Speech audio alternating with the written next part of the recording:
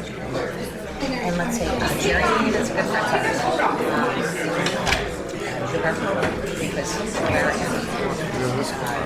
We are now live streaming. We are on YouTube. Everything you say and do is being recorded. And if I could please hit the back door close.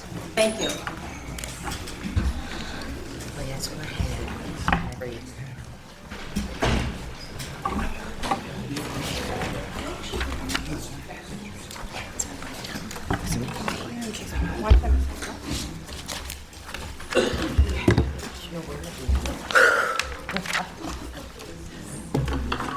For Channel 4, our people have microphones. They're going to be talking there. They're going to be doing most of the talking during this with the reassessment. I don't know how you want to do that. We're going to leave. We don't normally have comments, but I'm going to make a motion after they get done if there's any additional questions. So, again, at that point, there may be some questions. Okay? All right. Sure. You.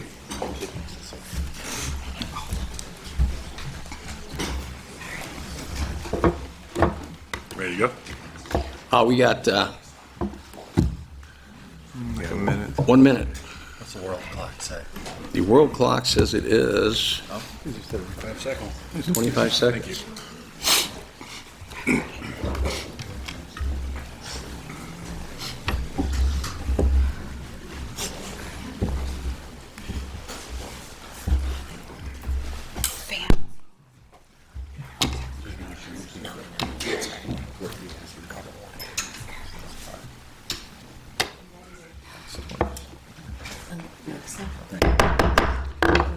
Good evening, ladies and gentlemen. What do we got?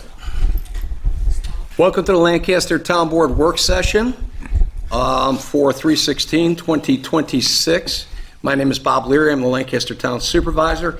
This evening, well, what we normally do at a work session is we have developers come in here. They talk about different developments they want to put in, and then we have our department heads talk about things going on in the different departments. Tonight, we're going to be talking about, instead of doing that initially, we're going to be talking about the reassessment and the reassessment project here in the town of Lancaster.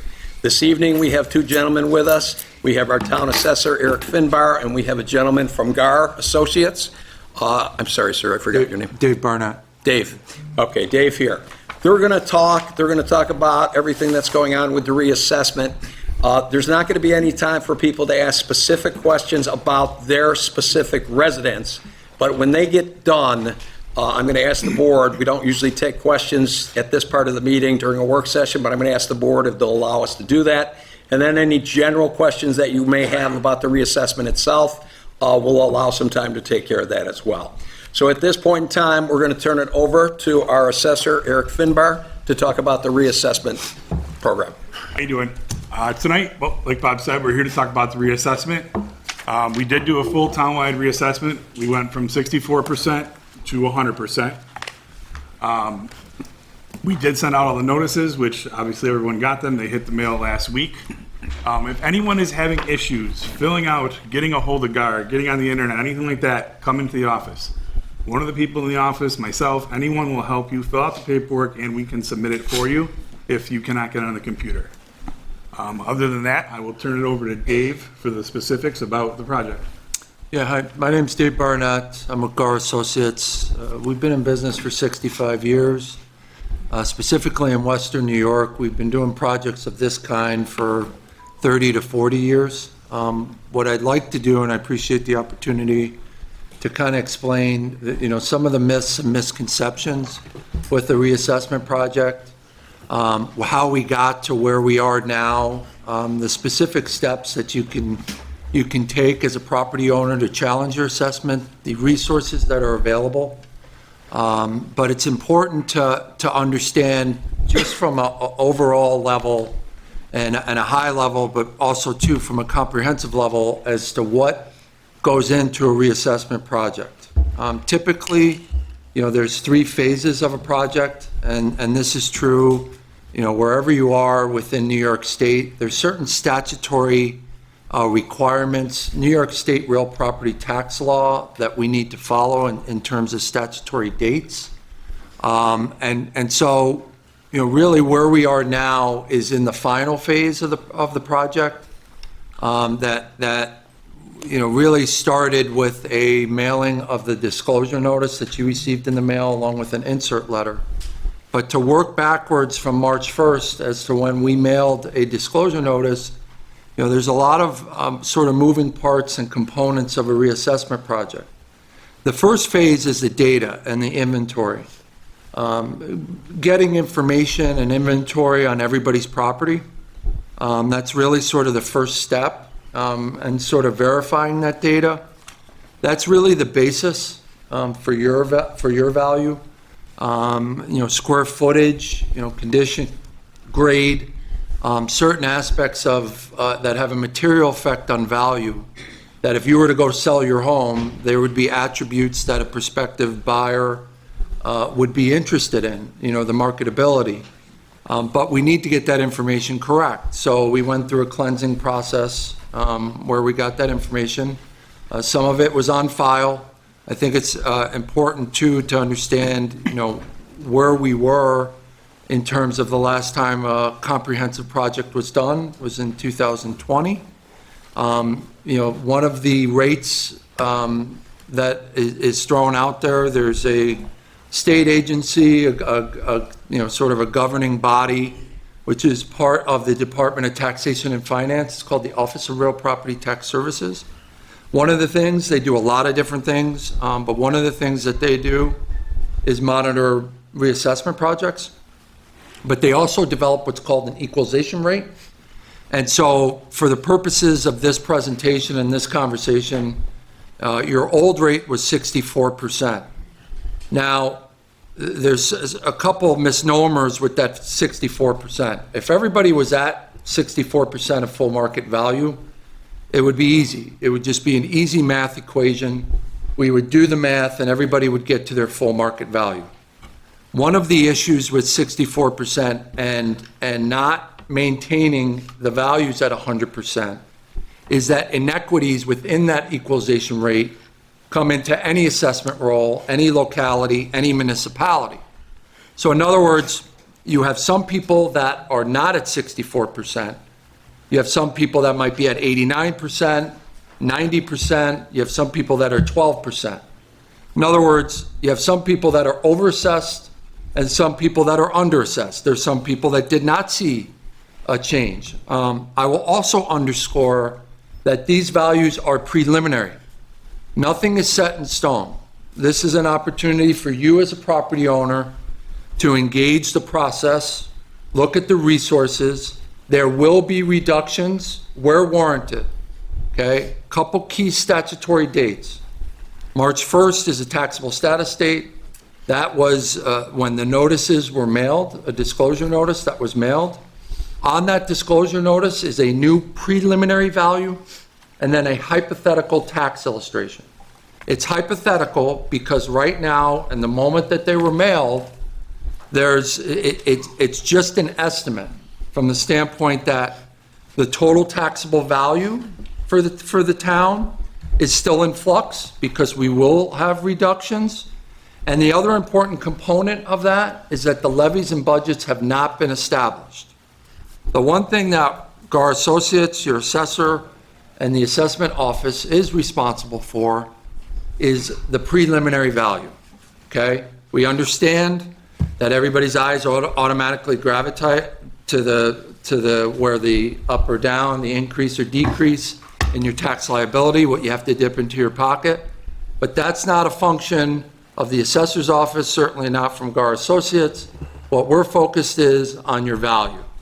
So we are now in the informal review process. This is an opportunity for you as a property owner to look at the resources. If you see properties, sales and or assessments that you feel are more reflective of what your value is, you have an opportunity now to go through an informal review. If you do go through an informal review, what will happen is there will be a determination in a couple key scenarios that may unfold. One, you get a reduction that you feel is more reflective. Your value is now more reflective of what your full market value is if you put a for sale sign in your lawn. The other scenario is that it may be reduced, but not reduced to the value that you think is reflective, or there's no change at all. Irregardless of if you do go through an informal review, there is a value determination that will be made. Again, preliminary. As it is every year, the tentative roll is filed May 1st. It doesn't matter if there's a reassessment project or not. That's a tentative roll. So you will get notification if you come through an informal review via mail as to, if you go through an informal review, as to what that value determination from the informal review process is. In and around May 1st, the tentative roll is filed.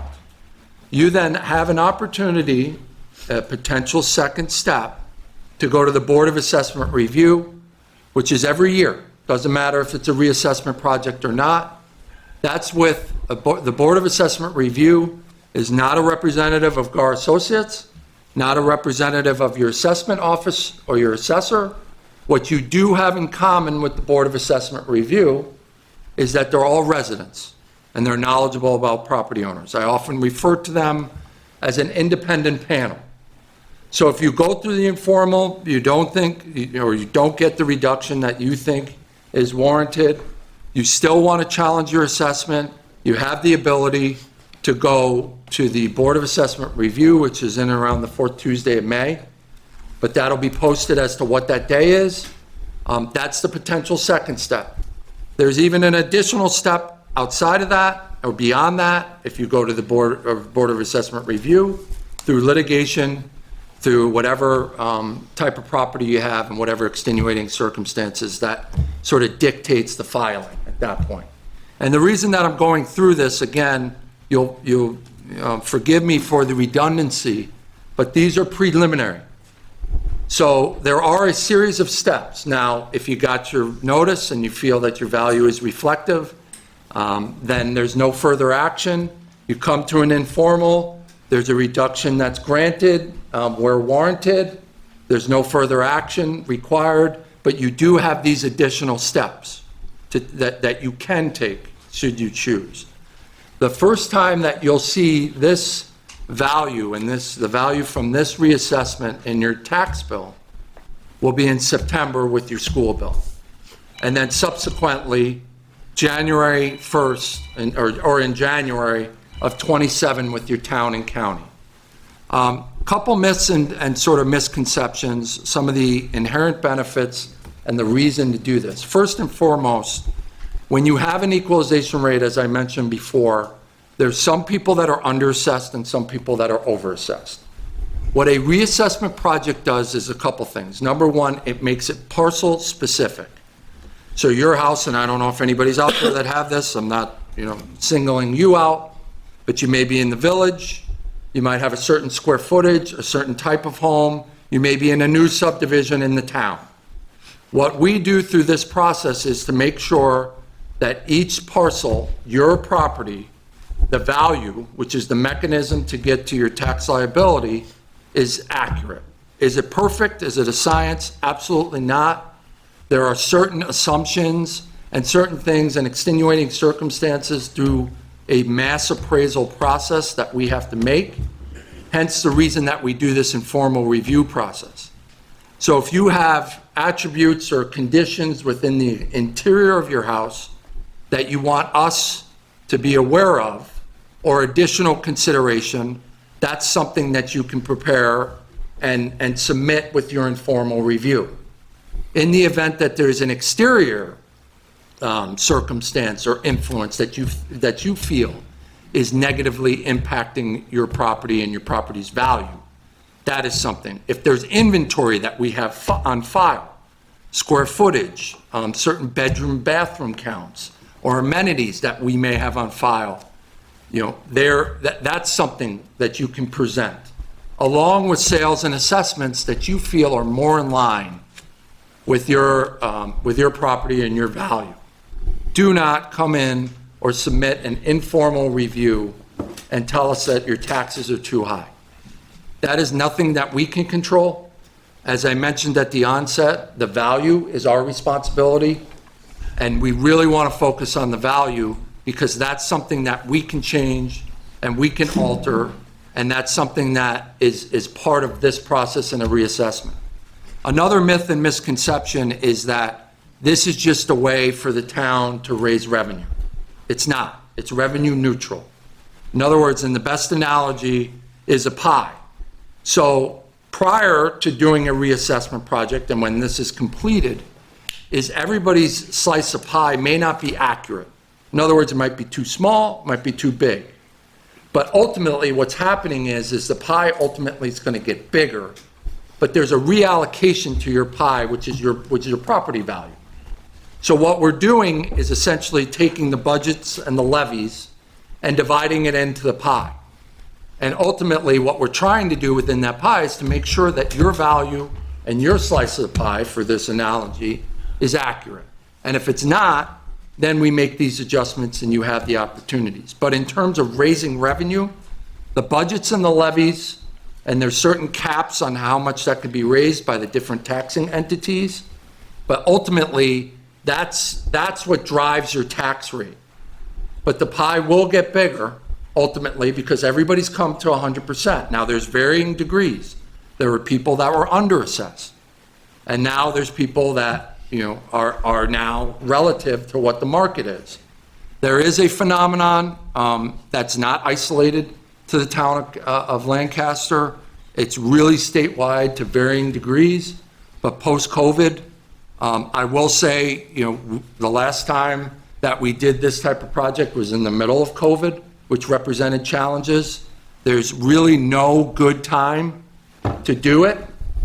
Certainly, one of the things that's sort of important for any municipality is post-project maintaining, so that you don't get back into a scenario where you have an equalization rate and there's sticker shock and there's really large increases. You want to maintain it. Outside of New York, jurisdictions in other states, they're mandated. But again, there's nothing mandating any New York municipality to do a reassessment project or to carry their values at 100%. Some of the benefits to you as a property owner are bond rating, which allows the town to do some of the projects that are for the betterment of the community. The other thing, and there's a whole host and menu, a laundry list of exemptions. Post going to 100%, you're getting a fraction of that. So that's your senior star exemption, your basic star, your vets. Appreciate your service for all the vets out there. But those all go up to the fully taxable allowed amount, the full exemption amount at 100%. So the tax rate ultimately will go down. As mentioned, the levies kind of dictate that, but the pie gets bigger. So if you're dividing into a bigger pie or more taxable value, that tax rate should drop. But as we sit here, in March, those levies have not been established. We do not know what those are going to be.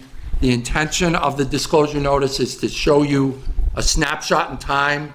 If we took the old levies and took the new taxable values and the preliminary assessment roll, that's the indication to show you what may or may not happen.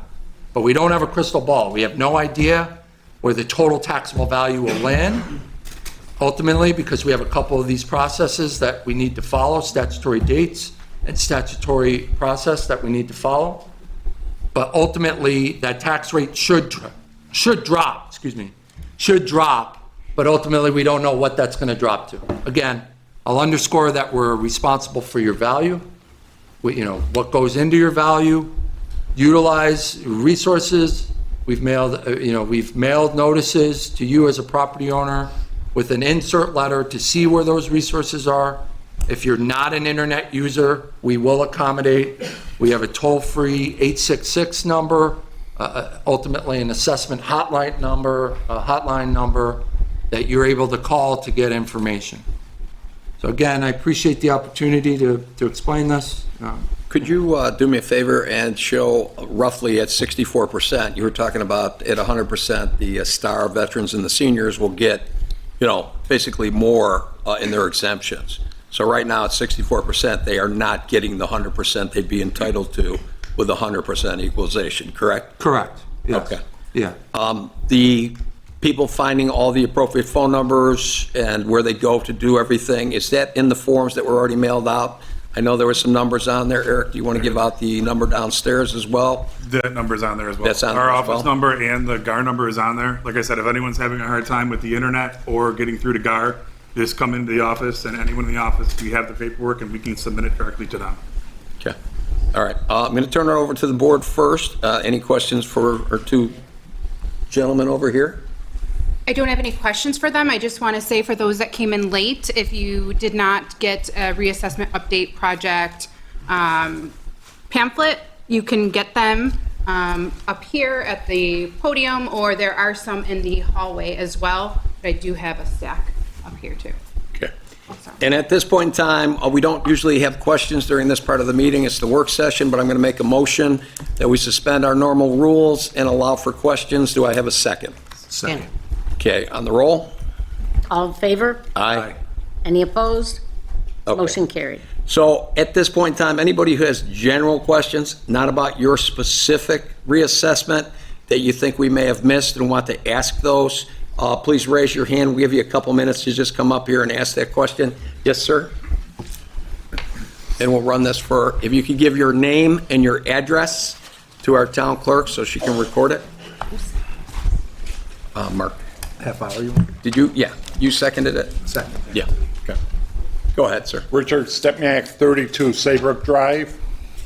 As president of Summerwind Condominium Homeowners Association, will the condominium projects in town still get the tax incentive that we were promised? Yes. Eric? So the equalization rate goes to 100, but you're still taxed at your percentage of market value, which is around 60%. Right around 60. Yeah, right around 60. And it's based on market rent still. So the same thing as always, but just the equalization changes. Okay, thank you. Okay, thank you. Somebody in the back had their hand up? Come on up. And we ask you to come up here so there's the microphone and the people watching the live stream can hear the questions.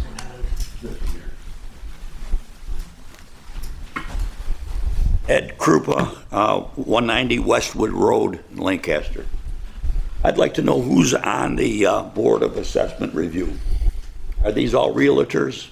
No, we currently have a realtor, a loan gentleman that works for a bank that does mortgages, and a past assessor slash appraiser. A tax assessor? He was a past assessor slash appraiser. Okay, so they all are... Everyone on the board has a knowledge of real estate. Yeah. And we are looking for another board. The people that I have heard from are realtors and appraisers. Again, realtors. Right. Okay. Yeah. We have one realtor on the board. We have one realtor. Yeah, but the other ones are associated One with other is a real realtor, estate. and the other two that have applied are You know, appraisers. Yeah, if you sell a house for $100,000, you get about a 7% commission. Right. If you sell it for $500,000, you still get a 7% commission, which the higher the prices, the more they make. Anybody else have a question? Please raise your hand. Okay. Yes, sir. Hi, I'm Greg Pepe. I live at 26 Claremont Court. Just a quick question for your assessment. You said that you went to 100%. Are you calculating 100% based upon what your appraisal is telling you, or are you looking at comparables? Are you looking at what the bank would give you with regard for an appraisal for the house? How are you calculating 100% of the value of the house? All of those. Yeah. Ultimately, I mentioned the inventory on your property, but we're looking for comparable sales to your property. And, Comparables on the same street and everything? well, not necessarily the same street, but they could be in the same neighborhood, similar, similar market area. Yeah, if it was next door, it would be a comparable, right? Correct. Yes. Well, depending if it's a style of house. Yeah, you can't, ranches are ranches, colonials are colonials. Okay. Any other questions? Against the wall? Oh, sorry, I didn't see you in the middle. Hi, I'm Ken Schakowsky, 11 Bentley Circle.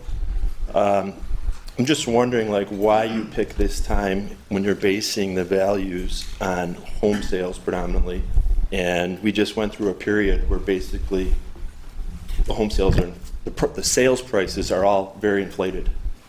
Right, like he said, the levy is the levy, so it doesn't collect any more taxes. So whenever you do it, the levy doesn't change. What happened was, we were at 100% in 2020. We've been getting complaints from residents coming in and saying, why did my tax bill go up? Because the tax rate didn't go up. Well, that's because their exemptions went down because the equalization rate kept dropping. As that goes down, you're losing money off your exemptions. So by going up to 100%, not only does it divide everything equally, it gives everyone their full exemption, the full potential of what they can save off their taxes. Right, but the value of the house now is, per the assessment, is very inflated because the value given at the time for the house going up for sale was beat by $20, $30, $40, $50,000. And depending upon that style of house is, or that, predominantly style of house is going to be inflated in value. And as someone else had mentioned, is like, do banks believe this? Are our insurance rates, do we have to insure for more now? I mean, I can't speak to the insurance companies, but what I can say is there's never a good time. I mean, we've done revals in 2008, 2009 with the subprime mortgage, and even here with COVID, with the uncertainty of COVID. If you did nothing, as Eric mentioned, your EQ rate's going to drop. So as it appreciates, at least you know now that you're at 100% that value, and what the town will be tasked with is to maintain that at 100, so that you don't have that, and you reap all of the benefits, inherent benefits of being at 100. But all we can do is look at, there's really the timing of it. We've seen appreciations right out of COVID that were really sort of a hockey stick type of appreciation. There's still a little uptick, but it's not at the same level that it was, Right. About a year or two ago. So you do have that benefit. But at the end of the day, the fair and equitable assessment, so that as a property owner, your property and what you have and something similar are carrying the same assessment, and ultimately you're not paying someone else's taxes and someone else isn't paying yours. Well, I'll just add that my property taxes just went up 120, and now you're throwing like another 350. So I just, like you said, equitable, I just don't see it as being equitable. So, how long? Thank you. I think the gentleman against the wall was next. Gary Cummings on Cowing Street in Village Lancaster. Just a question. I went through, started filling out the process, the form, and then I was looking at where you can look at reports or things to compare my house with other houses. Well, I got on this website, I think it was ProGar or ProScar, and it's wanted to charge me $1. Then it was going to charge me for every 15 days to go get more reports if I wanted another $10. You can go on to the town's website and use the pros. You can for no free Yep, fee? and we also have printed out in the office, we have all the sales printed in books in the office. Because I tried to go through and it's like, oh my God, every time I do something, they're charging me $10. This is crazy. you know? Can I just, we're not charging any, to access the dedicated site, there's no charge to a property owner, so I just want to be clear on Because that. I went through, trying to go through the website, so it was more confusing than anything else, so, and then being charged. And that information that's available electronically is available in paper form as well, so we can supply that, All right, thank you. if you're not an internet user. Well, even being an internet user, it still was driving me crazy trying to find things, so we should make it a lot easier. Thank you. Yep, yes, sir. Thank you very much. In the middle, in the back.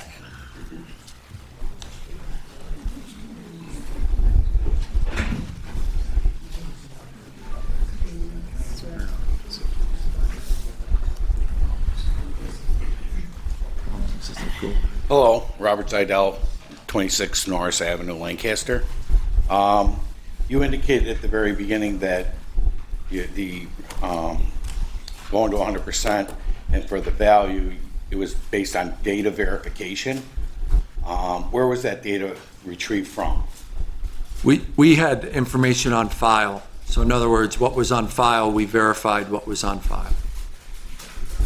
In other words, what was on the assessor's records. On the assessor's record? Correct. Thank you. And then, in looking at the link off the website that was provided in the mailer, there was past sales. How do we, as property owners, know if our house hasn't sold in 2 years or 10 years or 20 years, how our home is rated in that data? Yeah, so within the website or there, what you're trying to do is find similar properties. So in other words, neighborhood code, Yes. style, square footage. Yes, sir. Those are all available to you. You can search on the, if you're using the website, you have the ability to search individual properties that are similar to yours through the website.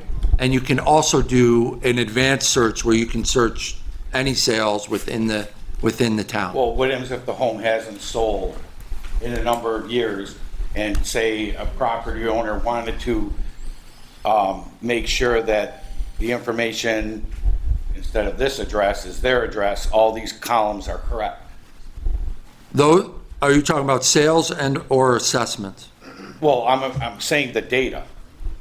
In other words, 2 bedrooms, 2 baths, multi-story, old style ranch. How do we make sure that our property is the same or is being evaluated correctly?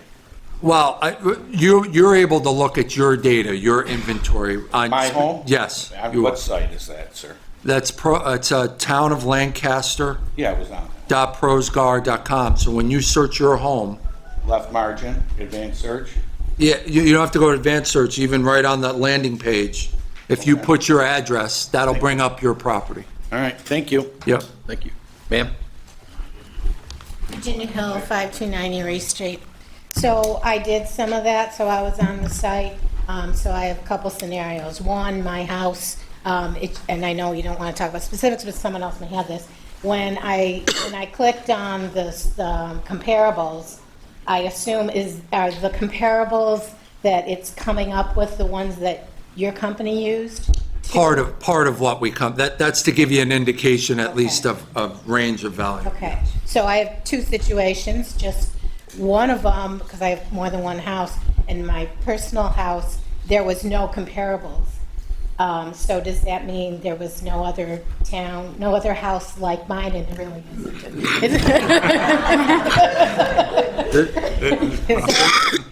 This falls into a good specific question that we can answer, because this is a scenario that, if it is, I know. It's a very small house, and I'm sure there's no other with. Well, there's people that have a very large house Okay, where there might okay. be, All right. you know, that's atypical. Okay, so- You do have the ability to expand the parameters that are already sort of preset in there. So in other words, it may look in neighborhood. Right. It might look for square footage. In your scenario, you can expand those Okay, parameters. okay. So that you'll see more. And then in the event, for anybody that you don't get comparables, because it is a system and it is generated, there's a human element to appraisal, you know, feel free to call us and then we can, you know, the hotline number. And then I have a second scenario in doing that also with a different house where it had many listings of comparables. And I would say 90% of them were like newly renovated houses that just sold for way more than I know that the house that I'm talking about would ever sell for. So is that where I can come in and say, I'm not comparable to those. Yeah. And also too is assessments, because ultimately we want to make sure, I know you're an atypical scenario as a small house. Yeah. But if there are sales or assessments that you feel, you know, show that that you're excessive. Yeah. In other words, we want to make sure that similar homes are assessed at the same okay, value. thank you. Any other general questions? Sir? Thanks, Supervisor. Quick question. I believe, I'll just leave it at that. Per assessment, your shed, if it's on concrete or not, if you have an in-ground pool versus above-ground pool, your fence that you had installed and anything else outside, the realm, is that assessed in your property too? Fences are not. Okay. Sheds are, dependent on size, doesn't matter if they're on concrete or not. Okay, In-ground pools are, All right. above-ground pools are not. okay, thank you. So anything that's upkeep, windows, doors, siding, roofs, garage doors, not factored into the assessment. If Okay. you take out a permit for a new garage door or siding or roof, we don't raise the assessment for that. Okay. Fences, nothing. Only things that, additions to the house where you're adding square footage, or inventory, where you're adding inventory, a shed, a garage, a pool. Okay, Things that would add value. okay, excellent to know. Thank you. Thank you. Anybody else? What about a roof on a patio? If you add a roof to an existing uncovered patio, yes. Because that would increase the value of your home, makes it more desirable. All right, I think at this point, we're gonna, oh, we got one more? All right, come on up.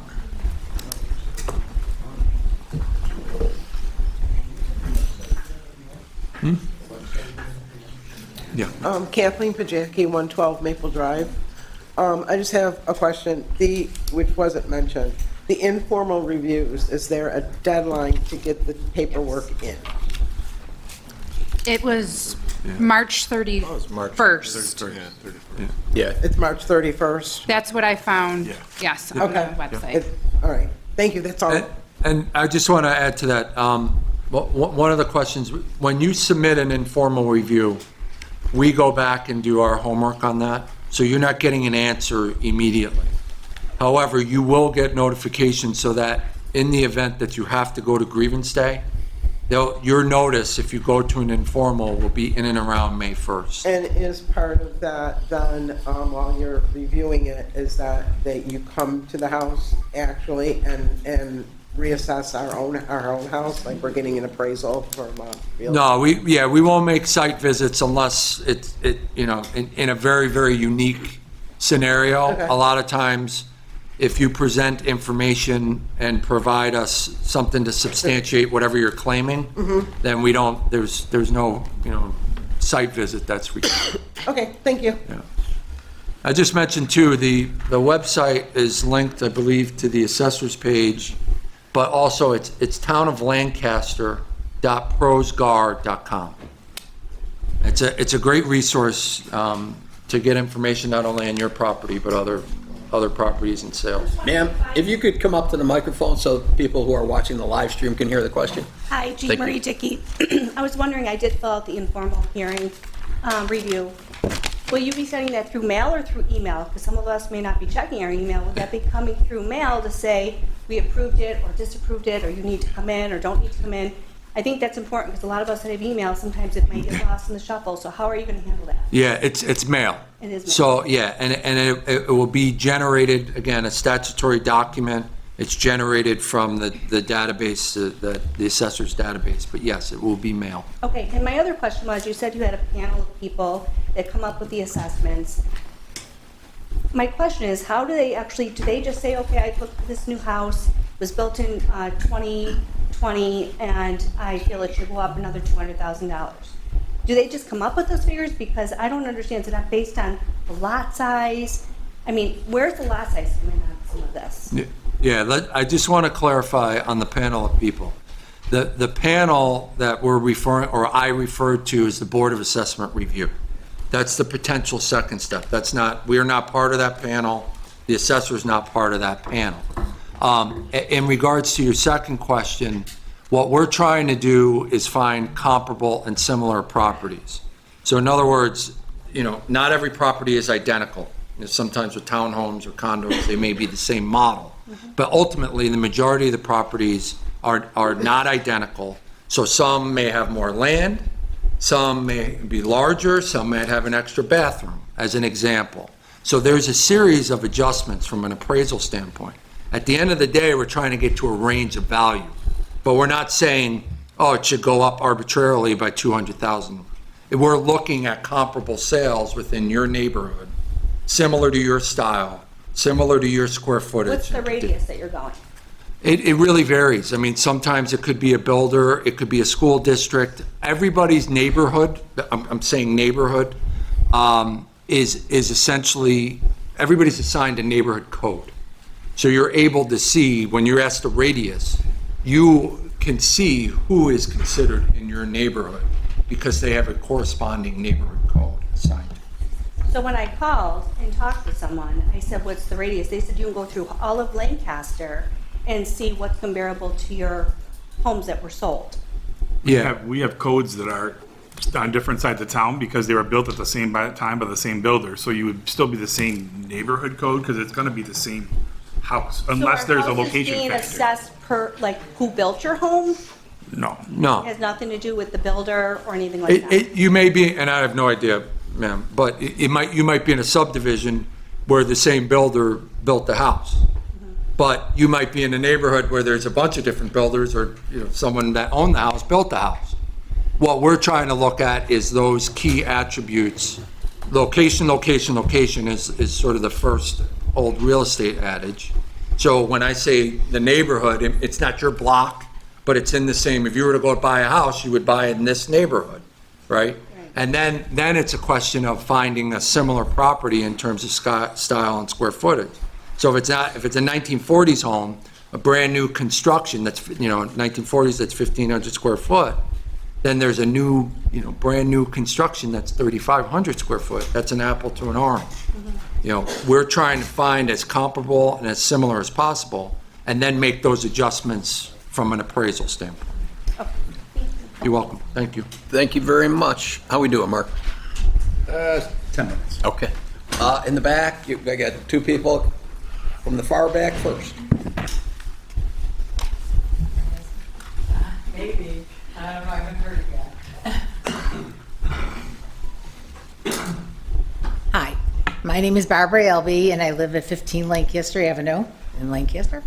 My question is, and maybe I'm just not getting it, how do taxes not go up if your assessment went up? Like, I know you keep saying it's a piece of the pie, but I have a bigger piece of the pie now, so I don't understand how it will even out, and maybe be less. I mean, just explain that, because I don't know how that's figured out. Well, I think the easiest way is to say, okay, if you have a set budget, and we'll just use an arbitrary number, that's 1.5 million. I know that's fictitious, but let's say that that's the budget, and the total assessed value for the town is at 50 million. Okay, and there's a rate that's determined. So ultimately, the 1.5 million is divided into that 50 million, and there's a rate that's assigned. It's just mechanics. It's an equation, ultimately. But now 50 million goes to 70 million. So that's where I'm saying the pie has gotten bigger because everybody's gone up. But the budget still stays close to 1.5 million. They don't need the same tax rate when you're at 50 million. There's a relationship where that tax rate drops. So to fund the levies and the budget. So ultimately, when I'm saying the pie's gotten bigger, the taxable value's gone up. So you're going to have some people that have gone up above a threshold that'll see. Everybody's gone up because you're at a fraction of the value. That's what I'm saying, is everybody's gone up, but some people have gone up to varying degrees that they've gone up above a certain threshold where they'll see a change in their tax liability. So people will pay more because theirs went up, but it's still not going to. Everybody's going to rate, yeah. It's still not going to bring mine down because mine went up too. So. Yeah, but yours didn't go up to if your taxes are showing that they've gone down, your assessment did not raise above that threshold where you're going to see. So your assessment could go up, but your taxes will go down because your assessment did not go up enough or as much as other people. I guess I still don't understand, but thank you for trying to explain it to me. Ma'am against the wall. I don't know, do you have any other? I'm sorry, in the middle there, she's coming up already. Everybody's not issue. If you want to own, then your tax will raise. Hi, I'm Mary Moffett, 172 Nathan's Trail.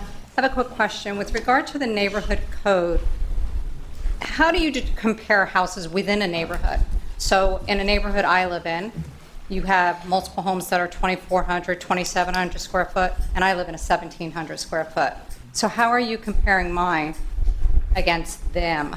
You're going to ultimately look for other houses that are similar in size, style to your There's house. maybe 3 in that neighborhood. If you can't, then you have to take that neighborhood and you ultimately break it down to a dollar per square foot, Okay, and then that gets applied to your square footage. So you being a lower square footage would come up with a lower final number.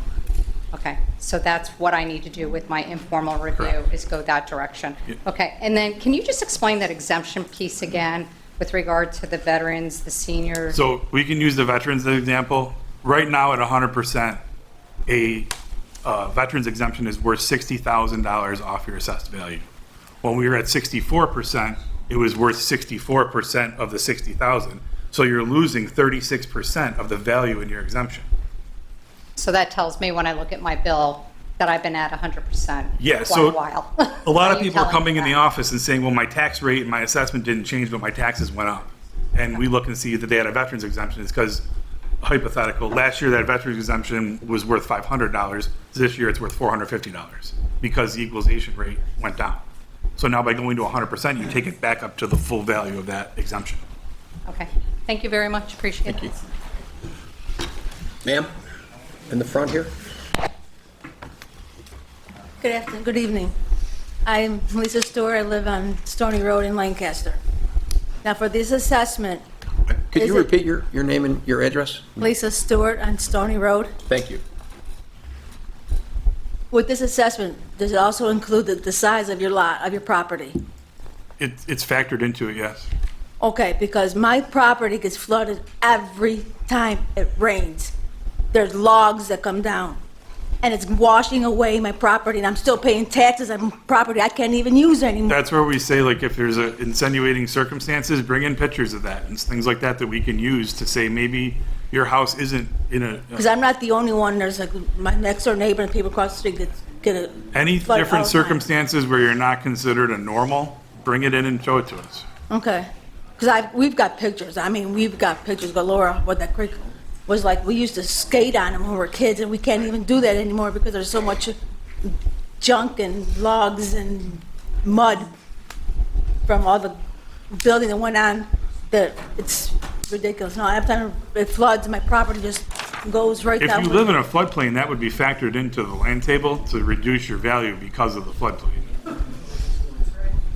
Well, according to us. We can look at it. Okay. Sure. Thanks. Thank you.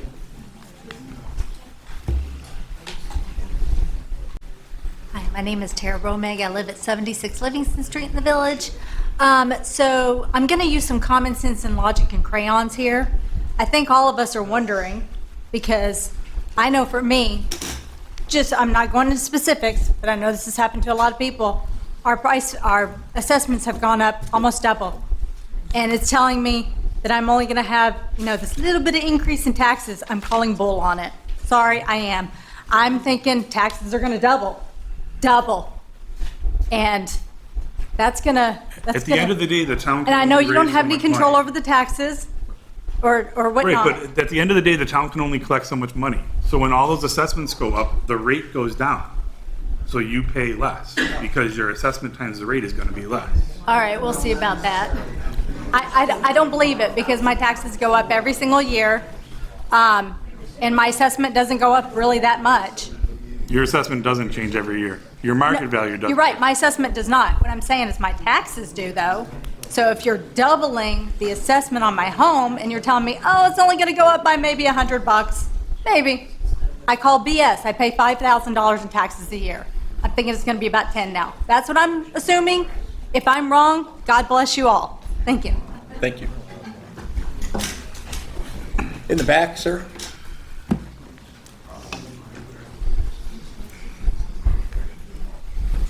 How you doing?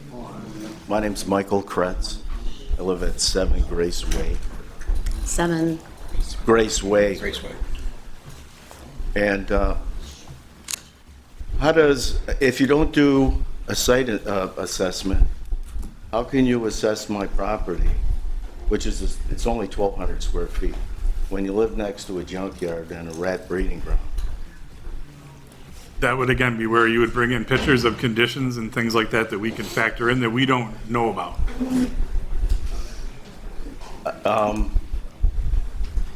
Well, the town has photographs. of the property. If I were to put up my property for sale, they wouldn't even get out of their vehicle. They would just drive on it. That's how bad. So, I did send something to the, in Clayton, New York. I sent a copy of our petition. I got the address from the assessor's office here. I dropped a copy off. For the informal? Yeah. Okay, And yep. I dropped off a copy here. Yeah, so that's going to go to their office. Yeah. I suggest you do a site assessment of my neighbor's property and how it affects the entire neighborhood. Because anybody puts up a house for sale in that neighborhood is not going to get anything close to it. That's not the real value of the property. People won't even buy them. Right. Stop into the office and we'll look at your location and we'll deal with you personally. Thank you. Okay, thank you very much. Anybody else? I just have one more question, sorry. I submitted my informal review, but I didn't put in there, because we do have flooding also. Can I go back in and adjust that? Is there a number to call? Do I call pro? I would, just so that there's not redundancy, I would call and just mention that you've submitted a review, and then we can They can note make the file. adjustments to We could that? note the file that Should there. I upload pictures at that point, or would you want? Call the number and then we'll help coordinate that. Okay. Yeah, All right, thanks. all right. Okay, thank you. Ma'am? Wait a minute, you haven't gone yet, right? No, it's Okay. It'll answer my question. Okay. You got about 2 more minutes. Okay. I see on this piece of paper, it talks about commercial properties, and they have to include rent and some other things. Is a residential rental considered commercial? What's, again, this is New York State Real Property Tax Law. What's deemed commercial is 4 units and above when it's an apartment. Okay, so, And if there's if it's income producing or if it has a commercial component to it, then it's deemed commercial. so if it's just a single or a double? If it's a single, double, or a 3 unit, Thank you. it's residential. Ma'am? Hi, Laura Bolton at 43 Irwinwood in the Village of Lancaster, Apartment B. I have a question. So it lists on here our tax rates, our taxes, approximate rates. What if they're way off from what I had last year? The reason it's way off is because that number is only the first 4 lines on your tax bill. Those are the controllable taxes that we can. The rest of your tax bill are your special districts. Those are user fees. So those are not factored in because we don't know them. If you live alone, your sewer charge is way less than someone that has 10 people in the house. So that's not factored into your tax liability as far as the assessment. So say they're 2,000 less. Does that mean that my 2006, they're going to be 2,000 more plus the extra 1,200 that I have on here? No, that's factoring in those lines. Because the total amount at the bottom, so the total amount is just not It's the correlate, tax. doesn't correlate to It's the total county rate. town, it's not the total tax bill because it doesn't have user fees in there, which are not ad valorem taxes, so they're not based on assessed value. They're based on usage. Okay. We're going to take one last question in the back, and then we're going to have to move on.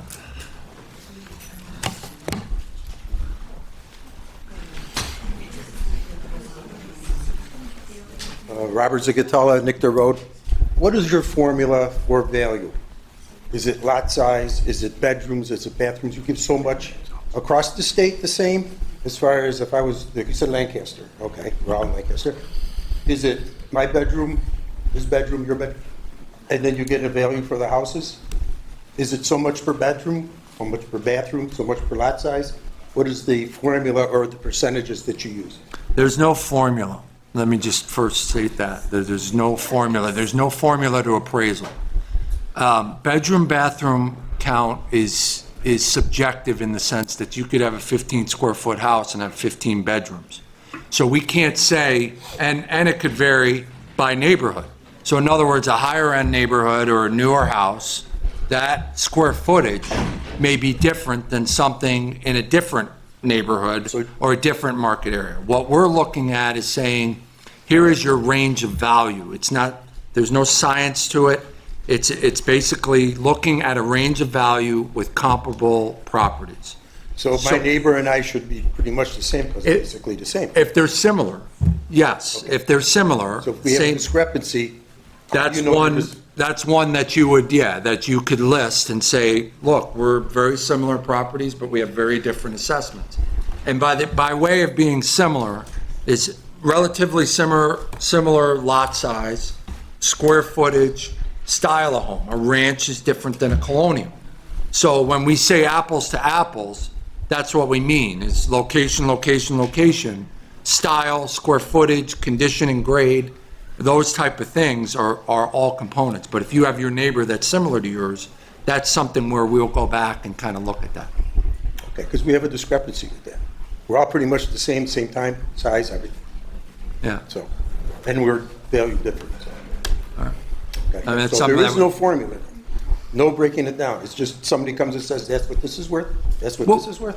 Well, it's not as arbitrary to say, you know, we're using appraisal methodology, but ultimately what we're trying to do is find similar sales. And Okay, that's so the you're base. using that as an example. Correct. We're using mass appraisal technique, but I'm very careful to say a formula because that suggests that I could plug everybody in and come out with a perfect number. There are sort of subjective and objective ways that we look at the value, but we do use an appraisal methodology to make adjustments for inferior and superior So properties. it's nothing to do with Zillow if we compare what you're telling us it's worth compared to Zillow, if you're off that much? Be careful with Zillow because Zillow takes all of the raw sales. So in other words, one of the key components to the valuation is neighborhood delineation. That's come up a bunch of times where Yeah. it sounds super technical, but ultimately we're pretty much divvying up the town into market areas where there are like properties. That's first thing. The other thing we do is sales verification. So that's an arm's length transaction.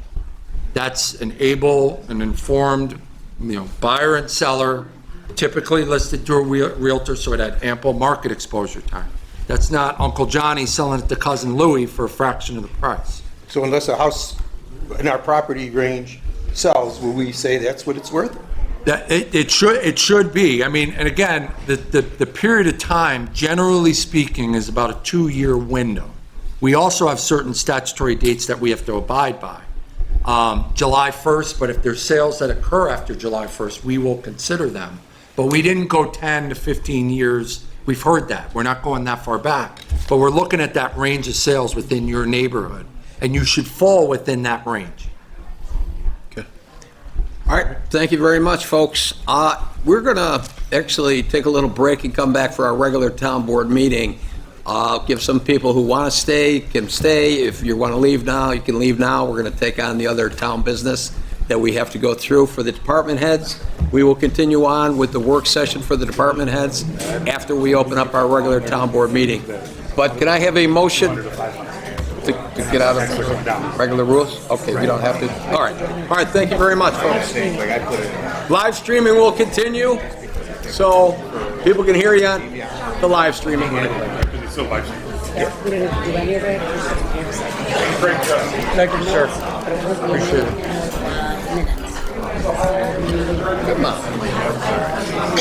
All right. I can do something if you really want me to. No, I'm good. Of course. Thank you.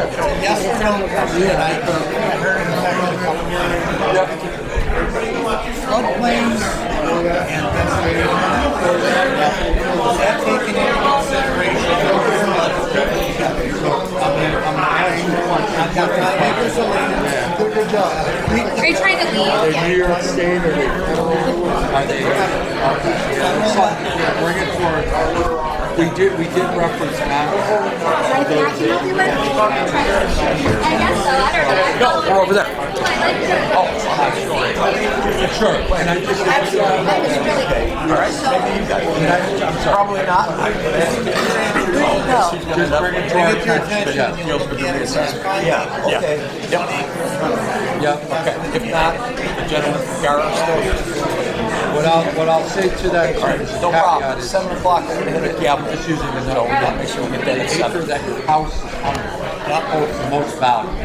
And then as you get away, it still holds value, but not. I have nothing to do with hiring the board. That's done by the town. I have no influence on the board. Oh, no, I thought it was 1990. Right now, I don't have any vacancies. We have 2 3-member boards. If someone doesn't come back, we can do that. But I can't hire them. Yeah, so just bring that to Diane Terranova. Yep. And have your like resume on it, and that you'd like to be a part of it. So if something drops off, you know, you might be able to. Ma'am, just so you know, it's 7 o'clock. We're going to continue on the regular meeting. So, well, it's a hypothetical amount. So in other words, you had a fraction of the exemption. That has gone up to an amount that has not yet been established. It will be established, but it is factored in. It'll be better. Yeah, I mean, again, I understand you're looking at what we're paying in tax, but focus on that value. That's our responsibility. Yes, sir. Take it easy. You too. We use an income approach. So that's New York State's property tax law. So ultimately, we have to look at the value as a whole and then allocate to the individual owners. Depending on what you have, percent of ownership. Hey, folks, in about 2 minutes, we're going to open up the regular town board meeting. So if you can move any conversations into the hall, that'd be great. Yeah. It's not a lower valuation on the hustle of the state property tax. So you're not very often not at that sale rate today. So in other words, it could be 60% of the sell because we have. Okay. I just wanted to. We can't do the sale for 5 minutes. You can do that at the end of the meeting? Right, yeah. We'll Do I have to get on the agenda? No, there's no agenda for it. Sorry for bothering you. Take a break. No problem. This morning we had a talk about it. I got some more credit cards. Look at this. This is from Fredonia, the city of the town of Fredonia, Georgia. They send me pictures of their credit cards. Like I can't even get the statements from you. Well, all their statements and stuff. Like it's the exact same full request. That's what I don't get. I would say read additional stuff you had on there. I don't think there's going to be a problem getting the credit card statements. So again, your request for a review is being done. So I think you're, hopefully you're going to be happy with that. Honestly, I really thought you were the best guy for this job. So when I went up there, I wasn't coming up to bust your balls and anything. I thought I was going to talk to you. You're going to settle this out. We're going to take care of it. And I was like, I felt like I got a little bit of runaround, but like you say like the way it's written up, and like it just. I got to start this at 7 o'clock. I think you're going to get. I would do the higher. So, all right. I'm not going to stick around for the meeting. I'm not going to. I'm just really just come here to show you, like, I don't want the town of Lancaster to look, you know, this is a wide audit going on. Well, most things you're going to get the credit card statements, but then additional stuff just doesn't exist. Other than what I already said. That is that municipalities' responsibilities because when the taxes go down, the assessments would be relative to the market. All right, take care.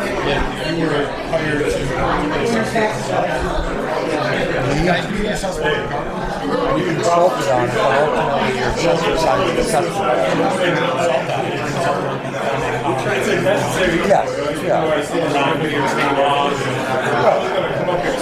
Yeah, we follow the guidelines from the court. Thank you. All right, folks, we got to get started with our regular town board meeting. So any other conversations? Ladies and gentlemen, we got to get started with our regular town board meeting. So any additional conversations, please take them out in the hallway. Okay. All right, everybody back in here yet? Ooh, wait. No. I think we're trying. Yep, thank you. Good. Thank you. You want this Coke ball? Can I walk this way? Thank you. All right, everybody back in here. Mark here.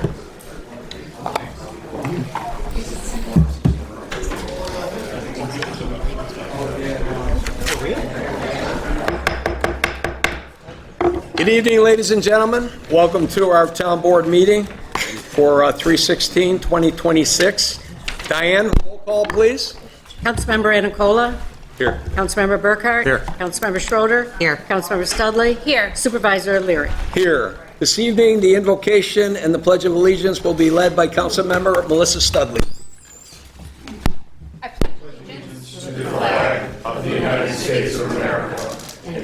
republic for which it stands, one nation, under God, indivisible, with liberty and justice for all. Please remain standing. As we gather today, let us be reminded of the old Irish sentiment. May the roof above us never fall in, and may the friends gathered beneath it never fall out. May we approach tonight's agenda with the spirit of a true St. Patrick's Day, one of hospitality, optimism, and good cheer.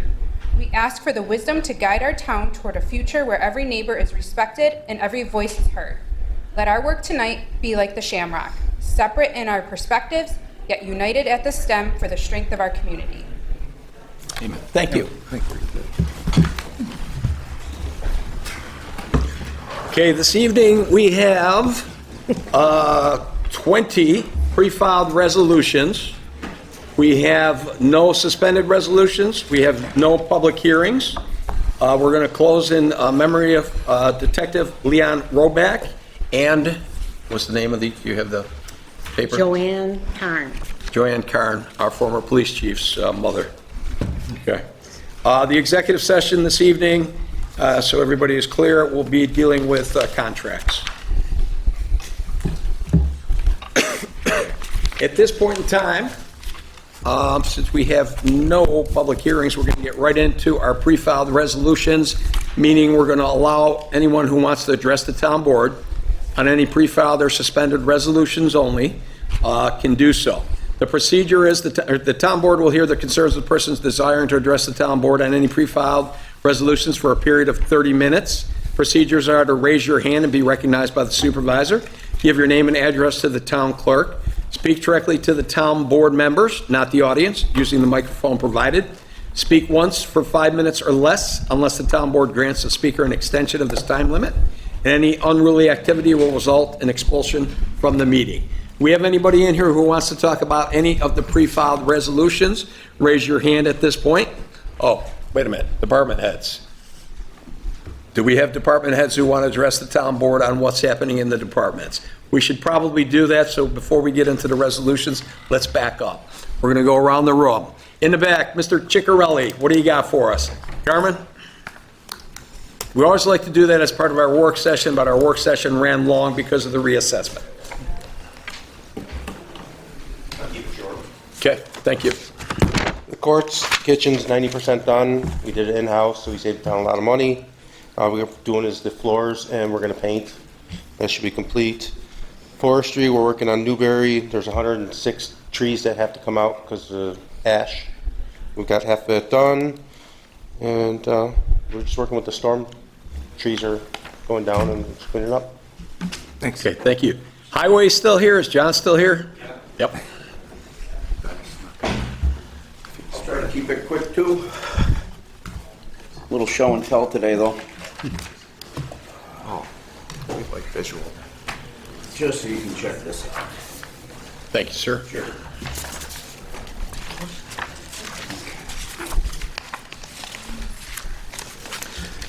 Okay. Good evening. Last week I attended Advocacy Day in Albany alongside about 600 other superintendents from across the state to advocate for increased road funding. It was a great event, and I wanted to thank the board for allowing me to go. These pictures that I just gave you, we got a project that we're going to be doing this year on Glendale and Parkdale. And I know that this could be a concern for several residents.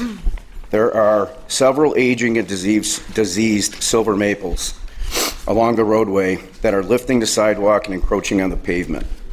I've counted around 80 trees that are diseased on both sides of the road.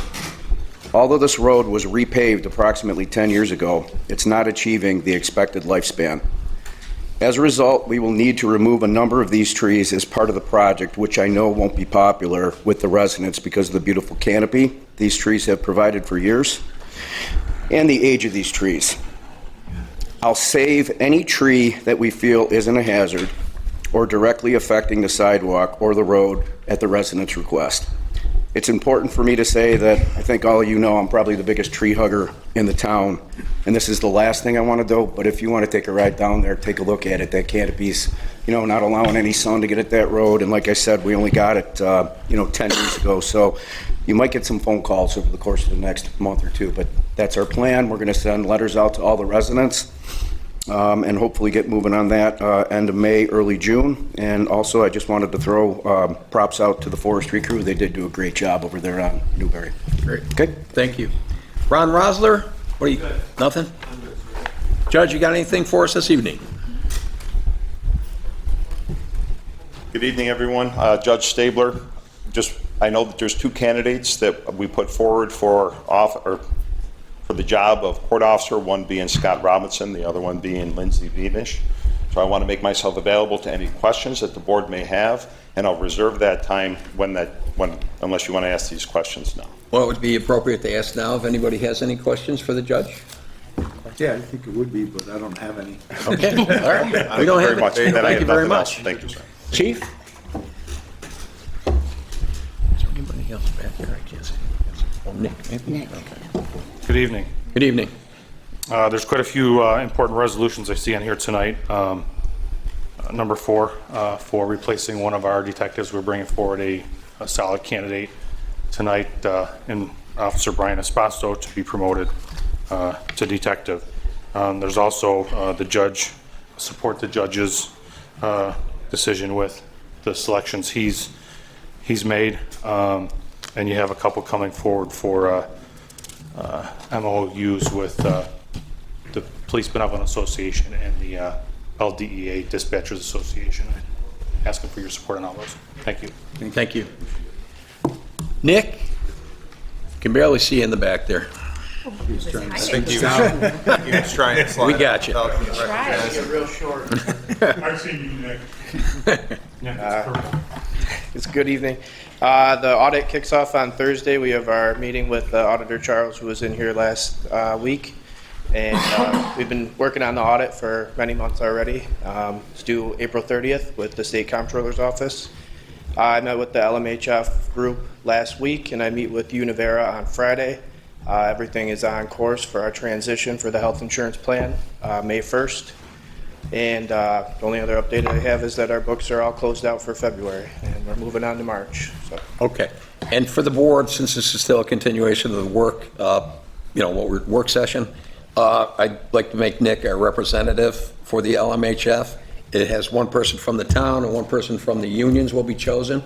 I think Nick would be the perfect person in there because he knows all the numbers, and go from there. Thank you. Any objections, or are we good? No. And then the unions will pick whoever they want. It'll be one union representative and one from the town. Sure. Okay, all right, thank you. Thank you, appreciate it. Okay, anybody else in the back there? No, I think that covers it, all right. All right, we're going to move on back to the resolutions. Again, anybody who wants to address the town board on any of the pre-filed resolutions, come up here and, raise your hand first, and we'll give you the opportunity to come up. So anybody who wants to address the town board on any of the pre-filed resolutions, please raise your hand. Okay, seeing no hands raised, we're going to move on to, we have no public hearings. Any official reports from the town board members or reports of town board committees? Okay. Did you have one? Do you got anything? We had one initial meeting with the Boys and Girls Club where we discussed the audit, went over it with them. We're going to schedule another meeting. I talked to Dawn and Melissa regarding that, just to go over more of their numbers and how they're going to present them going forward, as far as the separate account, a couple of the other things that the auditor had pointed out. But once we get that meeting scheduled, I will let you know. Okay, great. Melissa, did you have, Councilmember Studley, do you have something, or? I do, yes. So I'm going to be getting together hopefully with Matt over the next month to start talking about some code enforcement stuff so we can start that work. And then as far as assessments go, I think many people may still be here from the meeting we just had, but our assessor and the GAR associates did just speak during the work session. If you disagree with the assessed value received on your disclosure notice, please submit an informal review by March 31st. You can access this by going to the town website at www.lancasterny.gov, selecting the department dropdown, and then selecting the assessor's office. It should be the first option. Scroll about halfway down the page to News, Updates, and Information, where there are 2 videos about the informal review process and a link to submit an informal review. Also, for the library, I was speaking with Ed briefly about this before our meeting. The library is looking to have a space audit done to see how the space can be rearranged and maybe some more user-friendly. One of the things that people are requesting a lot are study rooms, and there really isn't a space to put that the way the library is currently designed. So that was something that they were considering doing. There's more conversations that need to happen around that specifically. The meeting room, I know, is waiting for some new ceiling tiles. That is on the list of Carmen's to-do list. And then carpets will be cleaned this spring. And then, as always, the library offers many different programs throughout the year. Starting this Sunday, March 22nd, patrons can vote on displayed dioramas that have been submitted by families. It's a family-friendly, literary-themed peep show.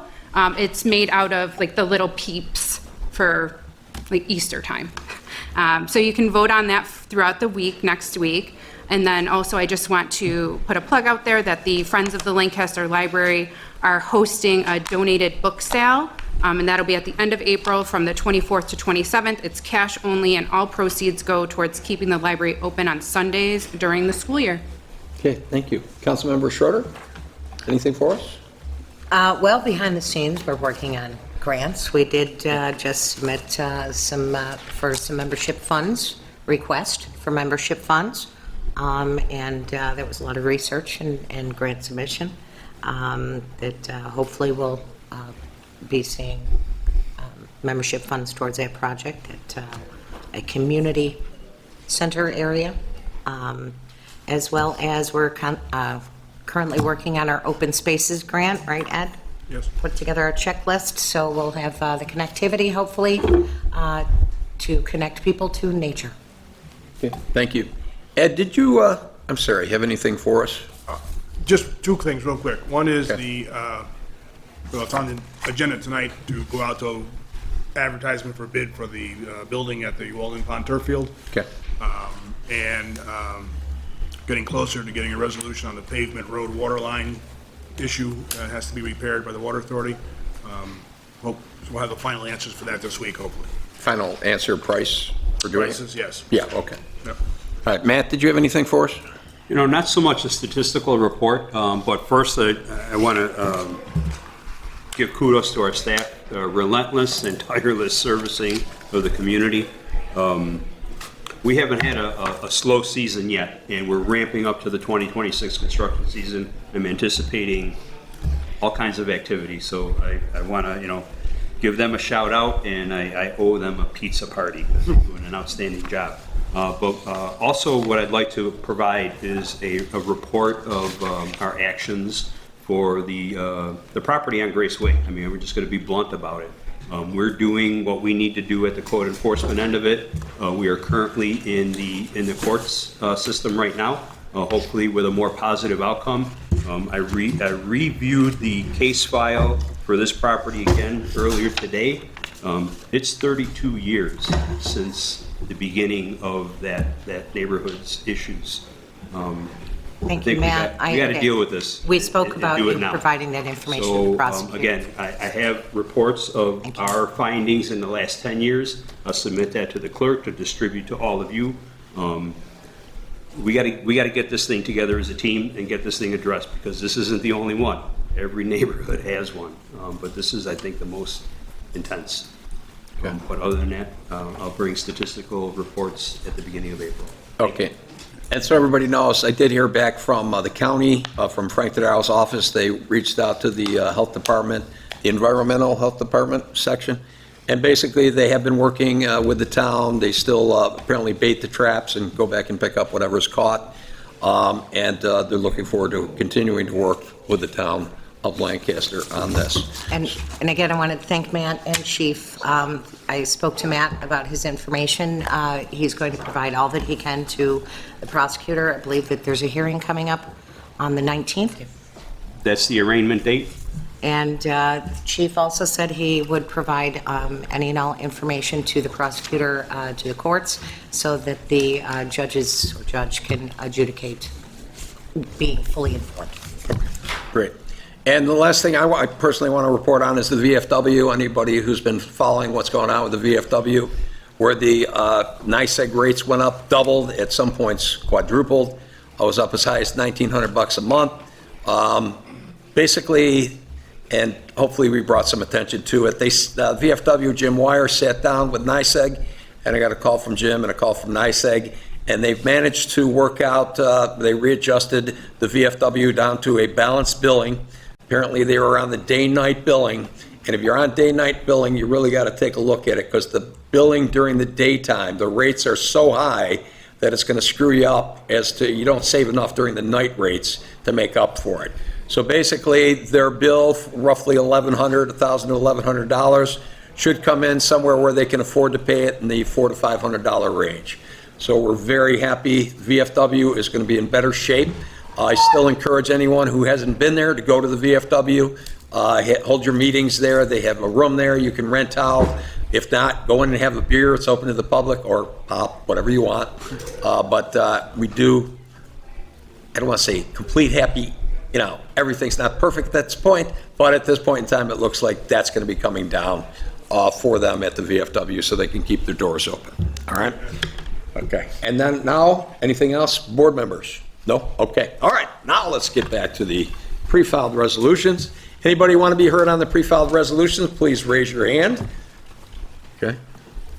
All right. I don't see any hands raised at this point, so we're going to move on to the pre-filed resolutions. Number one is mine. Be it resolved that the minutes of the regular meeting of the town board held March 2nd, 2026 be and are hereby affirmed. Do I have a second? Second. On the question? On the roll? Councilmember Anicola? Yes. Councilmember Burkhart? Yes. Councilmember Schroeder? Yes. Councilmember Studley? Yes. Supervisor Leary? Yes. Resolution number two, be it resolved that the following audited claims be and are hereby ordered paid from their respective accounts as per abstract to be filed in the office of the town clerk by the supervisor's office, to wit, check run number 0316-2026, total amount hereby authorized to be paid $716,874.79. Do I have a second? Second. On the question? On the roll? Councilmember Anicola? Yes. Councilmember Burkhart? Yes. Councilmember Schroeder? Yes. Councilmember Studley? Yes. Supervisor Leary? Yes. Councilmember Studley, number three, please. Thank you, Mr. Supervisor and Honor Board. I offer resolution number 3.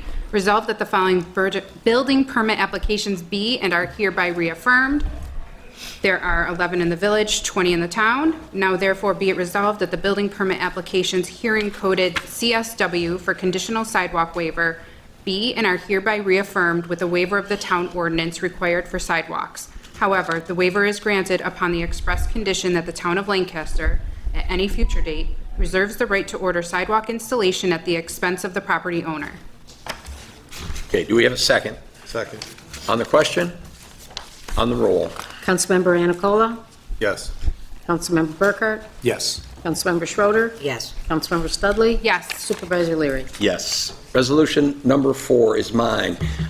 Whereas due to the vacancy created by the promotion of Grant Gunsher to Lieutenant in the Lancaster Police Department, William Gummo, Chief of the Police for the town of Lancaster, by letter dated February 3rd, 2026, had recommended the appointment of Brian Oposo of Lancaster, New York, to the position of detective in the town of Lancaster Police Department, and whereas Brian is eligible for appointment to this position pursuant to the standards and procedures set forth in New York State Civil Service Law, now therefore be it resolved that Brian is hereby appointed to the position of detective in the town of Lancaster Police Department, effective March 17th, 2026, contingent upon approval by Erie County Department of Personnel, and that such appointment shall be subject to all applicable provisions of the collective negotiations agreement between the town of Lancaster and the Cuyahoga Club Police Benevolent Association, and all applicable provisions of law, with the salary as per the collective bargaining agreement with the Cuyahoga Club Police Benevolent Association. Be it further resolved that the supervisor of the town of Lancaster shall be authorized to take all necessary action to implement the foregoing. Do I have a second? Second. Okay, on the question, on the roll. Councilmember Anacola, Yes. Councilmember Burkhart, Yes. Councilmember Schroeder, Yes. Councilmember Studley, Yes. Supervisor Leary. Yes, Brian, are you here? Please stand up. There you go. Congratulations.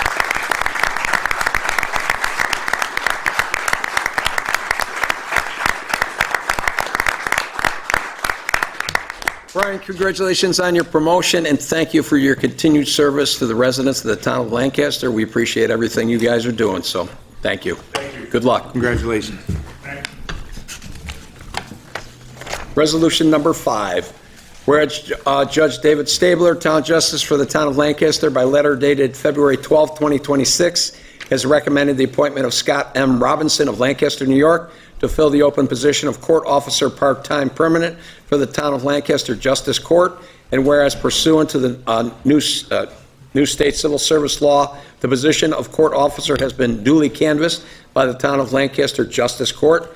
Now therefore be it resolved that the following individual is hereby appointed to the following part-time permanent position in the Town of Lancaster Justice Court, working no more than 19 and a half hours per week, being contingent upon approval by the Erie County Department of Personnel, and this being a part-time position, provides no health insurance, sick days, vacations, or other fringe benefits not specifically mandated for part-time temporary employees.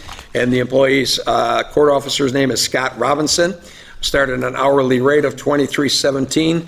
Effective date is retro back to March 2nd, 2026. Be it further resolved, this appointment is contingent upon successful completion of all pre-employment checks and appropriate paperwork filed with the supervisor's office, New York State required certifications, new hire training programs, completion of town policy acknowledgments, and be it further resolved that the supervisor of the town of Lancaster shall be authorized to take all necessary action to implement the foregoing. Do I have a second? Second. On the question? On the roll. Councilmember Anacola, Yes. Councilmember Burkhart, Yes. Councilmember Schroeder, Yes. Councilmember Studley. Yes. Supervisor Leary. Yes. Is Scott with us tonight? Mr. Supervisor, I believe he's out of town. I'll be happy to let the supervisor of the court clerks know that to contact him immediately. Thank you very much, Judge. Appreciate it. Councilmember Studley, number 6, please. Thank you, Mr. Supervisor and Honorable Board. I offer resolution number 6. Whereas pursuant to Town Code, Chapter 115, Buildings Unsafe, it has been determined that certain premises located at 3803 Bowen Road is in violation of the aforementioned law, and whereas a public hearing is required for Town Board approval on issuing a notice to remove or repair for the primary structure, all accessory structures, and equipment located on the property at 3803 Bowen Road, and for enforcing said notice, including the demolition and removal of the damaged primary structure, all accessory structures, and equipment by the town. Now therefore be it resolved, a public hearing on issuing a notice to remove or repair for the primary structure, all accessory structures, and equipment located on the property at 3803 Bowen Road will be held at Town Hall, 21 Central Avenue, on the 6th day of April, 2026, at 7:05 p.m. local time, and that the notice of hearing of said time place shall be published on the Lancaster Town website, which shall be in the form attached hereto and made a part hereof. Do we have a second? Second. On the question? On the roll. Councilmember Anacola, Yes. Councilmember Burkhart, Yes. Councilmember Schroeder, Yes. Councilmember Studley. Yes. Supervisor Leary. Yes. Councilmember Studley, please continue with number 7, please. Thank you. Whereas Purple Acquisitions LLC, doing business as Take 5 Oil Change, submitted an application for a special use permit for an automotive oil change shop located at 4885 Transit Road. Whereas the Code of the Town of Lancaster requires that the Town Board conduct a public hearing before the issuance of a special use permit for the use as proposed. Now therefore be it resolved that pursuant to Section 400-78 of the zoning code, a public hearing on the proposed special use permit for an automotive oil change shop located at 4885 Transit Road will be held at the Town Hall, 21 Central Avenue, on the 6th day of April, 2026, 7:05 p.m. local time, and that the notice of said time and place of such hearing shall be published in the official newspaper of general circulation in said town and be posted on the town bulletin board, and that a copy of such notice of hearing be referred to the Erie County Department of Planning, which notice shall be in form attached hereto and made a part hereof. Do we have a second? Second. On the question? On the roll? Councilmember Anacola? Yes. Councilmember Burkhart? Yes. Councilmember Schroeder? Yes. Councilmember Studley? Yes. Supervisor Leary? Yes. Resolution number 8, whereas the office of the Honorable Congressman Nicholas A. Langworthy has notified the 23rd Congressional District that his office is now accepting community project funding requests for the fiscal year 2027 appropriation cycle, and whereas the town of Lancaster has identified the needs of the town center to better service the police department in our community, which would qualify for the funding being made available, and whereas the application must be completed electronically online, now therefore be it resolved, the town of Lancaster hereby authorizes Robert Leary, Lancaster Town Supervisor, or his representative, to act on the town's behalf in the submittal of an application through the online application for the purpose of requesting these community project funds for fiscal year 2027. Do I have a second? Second. On the question? On the roll? Councilmember Anacola? Yes. Councilmember Burkhart? Yes. Councilmember Schroeder? Yes. Councilmember Studley? Yes. Supervisor Leary? Yes. Councilmember Burkhart, number 9, please. Thank you, Mr. Supervisor and Honorable Board. I'm offering Resolution 9 for adoption. Whereas John Pilato, Highway Superintendent of the Town of Lancaster, by letter dated March 4th, 2026, has requested the purchase of 2 new and unused 2026 Chevy Silverado 2500 heavy-duty for use by the Highway Department, and whereas the above referenced vehicles are available from Joe Basil Chevrolet, 5111 Transit Road, Depew, and will be purchased on the Erie County bid 250120-004, which will eliminate the need for competitive bidding pursuant to Section 103 of General Municipal Law. And whereas the total cost of the above-mentioned vehicles is $102,530, which will be paid for from budget line passenger vehicles. Now therefore be it resolved, the Town Board of the Town of Lancaster hereby approves the purchase of 2 new and unused 2026 Chevy Silverado 2500 heavy-duty for a total amount not to exceed $102,530. Do we have a second? Second. On the question? On the roll? Councilmember Anacola?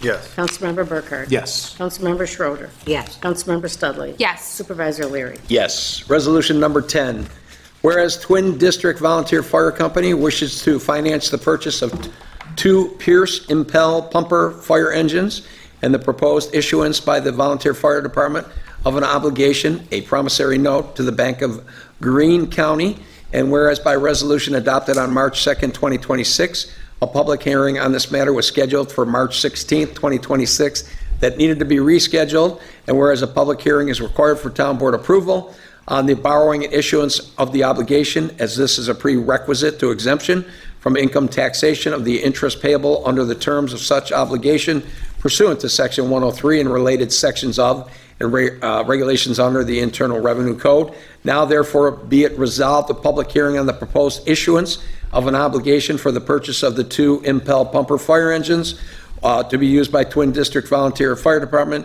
will be held at Lancaster Town Hall right here at 21 Central Avenue on the 6th day of April 2026 at 7:05 p.m. and that the notice of hearing of said time and place be published on the Lancaster Town website, which shall be in the form attached hereto and a part hereof. Do I have a second? Second. On the question? On the roll? Councilmember Anacola? Yes. Councilmember Burkhart? Yes. Councilmember Schroeder? Yes. Councilmember Studley? Yes. Supervisor Leary? Yes. Councilmember Schroeder, number 11 and 12, please. Thank you, Mr. Supervisor. I move resolution number 12, whereas by letter dated March 11, 2026, John Trojanowski, Executive Director of the Youth Bureau for the Town of Lancaster, has advised the Town Board that the Youth Bureau no longer has use for the following vehicles and has requested that the Town Board therefore deem the vehicles to be surplus and be placed in an online auction. And whereas the Town Board has given due consideration to the request of John Trojanowski and deems it to be in the public interest to declare the following vehicles surplus. There's a 2012 Chevy van with mileage of 23,058 and a 2006 Chevy van with mileage of 34,519.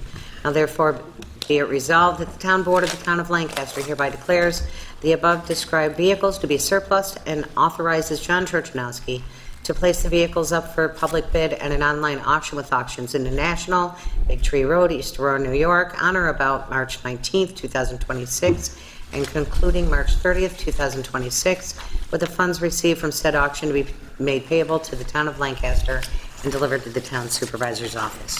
Do we have a second? Second. On the question? On the roll? Councilmember Anacola? Yes. Councilmember Burkhardt? Yes.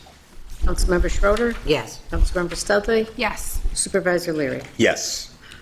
And I move resolution number 12, please. Now therefore be it resolved that the Town Board of the Town of Lancaster hereby authorizes the Town Supervisor to execute a lease and service agreement for capital equipment with the Erie County Department of the Aging, and be it further resolved that said agreement provides for the use of a power lift van to facilitate transportation services for seniors within the Town of Lancaster, subject to the terms and conditions presented therein. Do we have a second? Second. On the question? On the roll? Councilmember Anacola? Yes. Councilmember Burkhardt? Yes. Councilmember Schroeder? Yes. Councilmember Studley? Yes. Supervisor Leary? Yes. Resolution number 13, whereas William Shutt Associates, the Town of Lancaster's consulting engineer, by letter dated March 11, 2026, has requested that the Town Board authorize an invitation to bid for the storage building and press box at Walden Pond Park within the Town of Lancaster, and whereas the Town Board has given due review and considerations to the request for the storage building and press box at Walden Pond Park and deems it in the public interest to invite public bids in conformance with General Municipal Law, Section 103 of the State of New York. Now, therefore, be it resolved that the Town Board of the Town of Lancaster hereby invites public bids for the storage building and press box at Walden Pond Park, with said bids to be in conformance with the plans and specifications which are available for inspection at Avalon Document Services and William Shutt Associates, located right here at 37 Central Avenue, Lancaster, New York, beginning at 9 a.m. on Tuesday, March 17, 2026. If bidders wish to purchase printed copies of the contract documents, they must be obtained through Avalon Document Services. And be it further resolved that bids are to be received in the office of the town clerk here at 21 Central Avenue, Lancaster, New York, no later than 10 a.m. local time on Monday, March 30th, and opened thereafter. Do I have a second? Second. On the question? On the roll? Councilmember Anacola? Yes. Councilmember Burkhardt? Yes. Councilmember Schroeder? Yes. Councilmember Studley? Yes. Supervisor Leary? Yes. Councilmember Schroeder, number 14, please. Thank you, Mr. Supervisor. I move resolution number 14, whereas by letter dated March 10th, 2026, Carmen Ciccarelli, Park Crew Chief for the Town of Lancaster, has advised the Town Board of the critical failure of the heating units at the Lancaster Police Station. And whereas the Town Board has determined that this failure constitutes an emergency condition affecting the operation of public building requiring immediate attention, and whereas the purchase and installation of 2 Lackawanna high-efficiency boilers is available through Greater Niagara Mechanical, a registered contract with New York State Department of Labor, Public Work Contractor and Subcontractor Registry, New York State OGS Contract Group with award number 23150, which permits procurement without separate competitive bid pursuant to General Municipal Laws, Section 103. Now therefore be it resolved that the Town Board of the Town of Lancaster hereby authorizes the emergency purchase and installation of 2 Lackawanna high-efficiency boilers from Greater Niagara Mechanical for an amount not to exceed $93,424.68. Be it further resolved that the Town Board authorizes this expenditure to be paid from budget line item 01-1620-0260. Do we have a second? Second. On the question? And the reason we need 2 boilers is we had 1 boiler in there and it broke down. The system is set up for 2 alternating, so it should last a good long time, and that's what we're hoping for. And on the roll? Councilmember Anacola? Yes. Councilmember Burkhardt? Yes. Councilmember Schroeder? Yes. Councilmember Studley? Yes. Supervisor Leary? Yes. Resolution number 15, whereas the negotiating teams for the Town of Lancaster and the Cayuga Club Police Benevolent Association have reached a memorandum of agreement regarding a revision of the residency requirements within the collective bargaining agreement and whereas the town board has reviewed the terms of said memorandum and determines that ratifying the agreement is in the best interest of the town and its residents, now therefore be it resolved that the town board of the town of Lancaster hereby ratifies the memorandum of agreement with the Cayuga Club Police Benevolent Association as presented, and be it further resolved that the town supervisor is hereby authorized to execute said memorandum of agreement on behalf of the town of Lancaster. Do I have a second? Second. On the question?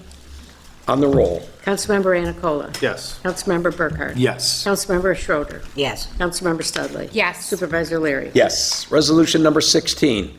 Whereas the negotiating teams for the town of Lancaster and the Lancaster Dispatcher Employee Association have reached a memorandum of agreement regarding the terms and conditions of the senior public safety dispatcher position, and whereas the town board has reviewed the terms of said memorandum and determines that ratifying the agreement is in the best interests of the town and its residents, now therefore be it resolved that the town board of the town of Lancaster hereby ratifies the memorandum of agreement with the Lancaster Dispatcher Employee Association as presented, and be it further resolved that the town of Lancaster supervisor is hereby authorized to execute said memorandum of agreement on behalf of the town of Lancaster. Do I have a second? Second. On the question? On the roll? Councilmember Anacola. Yes. Councilmember Burkhart. Yes. Councilmember Schroeder. Yes. Councilmember Studley. Yes. Supervisor Leary. Yes. Resolution number 17. Whereas on January 5th, 2026, the town board of the town of Lancaster adopted a schedule of salaries resolution effective January 1, 2026, and whereas an administrative error has been found and requires correction to the following. Police school crossing guard part-time is $19.80 per hour.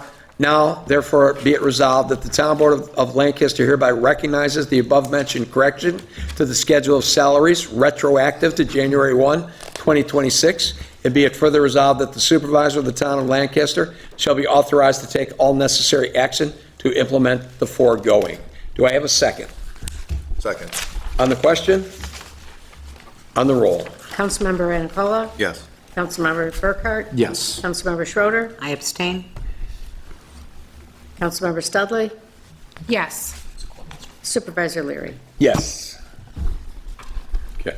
Resolution number 18.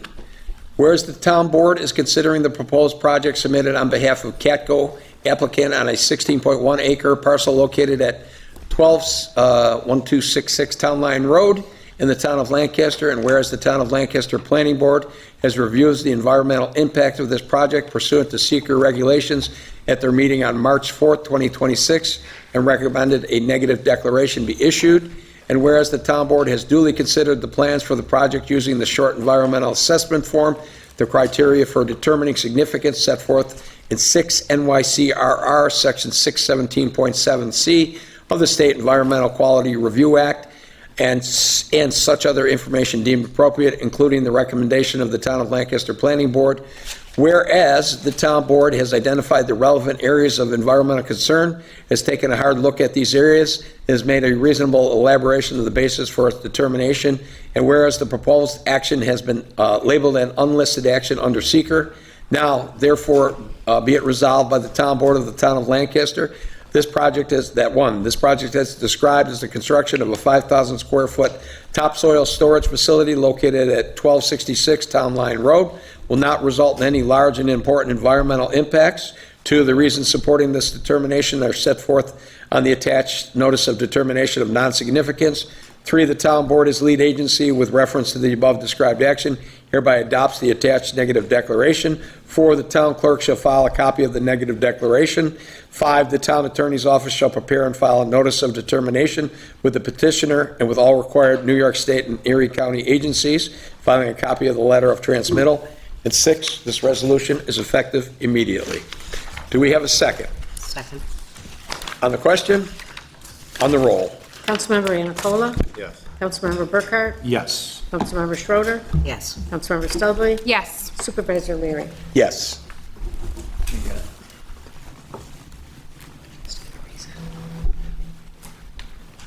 Councilmember Schroeder, your reason for abstaining, we have to have a reason for the record.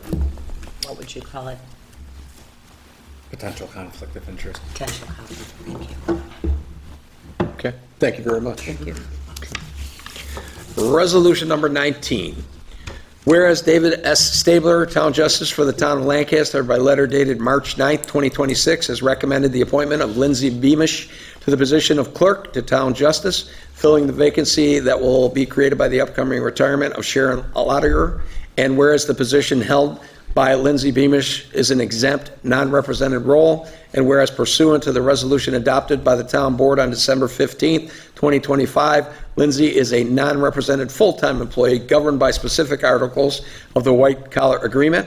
Now, therefore, be it resolved that the Town Board of the Town of Lancaster hereby recognizes the appointment of Lindsay Beamish to the position of Clerk to Town Justice in the Town of Lancaster Justice Court, effective March 17, 2026, and be it further resolved that the annual salary for this position is set at $46,085.30, representing 85% of the full annual salary of $54,218 on step, contingent upon approval by the Erie County Department of Personnel, and be it further resolved that an exempt, non-represented full-time employee, this appointment shall be subject to all applicable provisions of law and governed by the specific articles of the White Collar Union Agreement as adopted by the Town Board on December 15, 2025, consistent with the terms applied to other non-represented full-time permanent town employees, and be it further resolved that this appointment is contingent upon successful completion of all pre-employment checks and appropriate paperwork filed with the Supervisor's Office, New York State required certifications,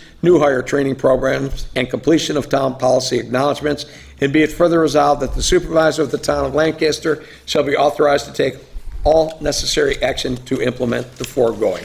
Do I have a second? Second. Okay, we had a tie. Who got it first? Okay. On the question, on the roll. Councilmember Anacola. Yes. Councilmember Burkhart. Yes. Councilmember Schroeder. Yes. Councilmember Studley. Yes. Supervisor Leary. Yes. And Lindsay is with us this evening. Lindsay, please stand up. Congratulations.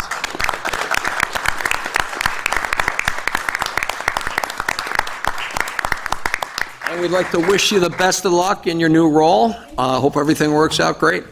Okay, thanks for stepping up and serving the town. Resolution number 19 is Councilmember... Oh, 20. Wow, what happened to... Oh, that was the last one. Oh, okay, we got that. All right, thank you. Resolution number 20. Thank you, Mr. Councilmember Supervisor. Anacola, you sure don't want to redo... I mean, we can redo 19. 19, do you want to stand up again? Okay, all right. Resolution 20. I offer Resolution 20 for adoption, whereas the Town Line Volunteer Fire Department, by letter dated March 2nd, 2026, has requested the addition of one member to the roster of the Fire Association. Now therefore be it resolved that the Town Board of the Town of Lancaster hereby confirms the addition of the membership to the Town Line Volunteer Fire Department, the following individual: Aiden Agnew. Do we have a second? Second. On the question? On the roll. Councilmember Anacola. Yes. Councilmember Burkhart. Yes. Councilmember Schroeder. Yes. Councilmember Studley. Yes. Supervisor Leary. Yes. Okay, that concludes our pre-filed resolutions. At this point, we're going to move on to the presentation of communications by the town clerk. And we have communications 151, 152, and 153 are received and filed. 154 goes to the Planning and Zoning Committee, as does 155. 156 received and filed. 157, public hearing, 316. 158 received and filed. 159, resolution 316. 160 was a resolution today, 316. 161, Planning and Zoning Committee. 162 and 163, Planning and Zoning Committee. 164 received and filed. 165, Planning and Zoning Committee. 166, Planning and Zoning Committee. 167, received and filed. 168, Planning and Zoning Committee. 169, resolution tonight, as is 170, 171, 172, and 173 were all resolutions tonight. 174 received and filed. 175 and 176 are also received and filed. Okay. At this point in time, we come to the point in the meeting where persons who want to address the town board on any subject matter may do so. The town board will hear the concerns of persons desiring to address the town board on any town of Lancaster subject for a total period of 30 minutes. Please raise your hand, be recognized by the supervisor, give your name and address to the town clerk. Speak directly to the town board members, not the audience, using the microphone provided. Speak once for 5 minutes or less, unless the town board grants the speaker an extension of this time limit, and any unruly activity will result in expulsion from the meeting. Do we have anyone who wants to address the town board? Come on up, give your name and address, and you got 5 minutes. Where's the clock? It's over there. All right. By the way, very nice new location. My name is Robert Potosniak. I reside at 27 Hidden Trail, and my submission was received and filed, which was, I'm the resident that submitted the request for review of the veterans exemption for property taxes. I want to thank you all for the opportunity to speak, and like I said, I'm here to address the issue of the current property tax exemption caps under the real property tax law, RPTL 458-A. These caps have been updated in many years in our town. I went back on my own records back to 2019. I don't have any of the older copies, but they haven't been raised at least since then, and probably even longer. Lancaster now provides some of the lowest exemption levels in our area. Neighboring towns, Cheektowaga, Amherst, Alden, and others have all raised their caps to reflect modern home values and to ensure their veterans receive meaningful support. Here in Lancaster, our veterans receive significantly smaller exemptions than veterans with the same service record, disability rating that are just a few miles away. The disparity has grown over time, and it's something we have the ability to correct. I'm asking the board to place a review of our or 458A caps on an upcoming agenda, or I don't know what the process is, I guess I'm requesting that, and consider bringing them in line with levels adopted by surrounding municipalities. Updating these caps would be a straightforward, concrete way to show that Lancaster values its veterans and wants to treat them fairly. As part of the submission, I was so impressed with how efficient it was. I just dropped this off like last week and it's here, so congrats. As part of what I submitted to the board was a comparison of what our exemptions are for combat veterans, I shouldn't be nervous. The exemptions for wartime service, combat, and service-connected disabilities. Just as an example, service-connected disabilities. Our limit is our cap is $40,000. Cheektowaga is $120,000. Amherst is $180,000, and Alden is $90,000.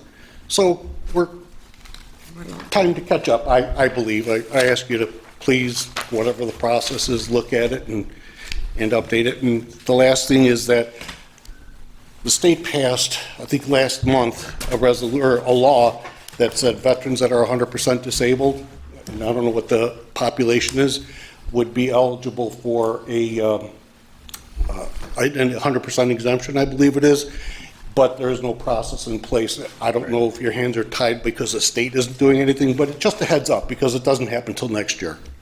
Yeah, for the state one, it has, they haven't set out any guidelines or anything at this point, so again, we're going to More important to me and the other vets we seem to be behind in updating our exemption limits. So please, if you would take a look at that. Okay. Thank you. Thank you very much. May I add to that real quick? Certainly. I actually did I spoke with the assessor about this, and he did say that if you do qualify for the 100% disabled, there's a couple other requirements as well for that exemption. You will need to refile, so it'll be a whole new exemption filed. So that's all but gonna once come that up, comes right? out, Yeah. yes, that Okay. it'll be available. But it just so you're aware. No, that's great. I mean, the VFW Yeah. folks will probably want to know or whatever, so appreciate it. Thank you for your service. Does anybody else want to address the town board on any matter? Please raise your hand. Yes, ma'am.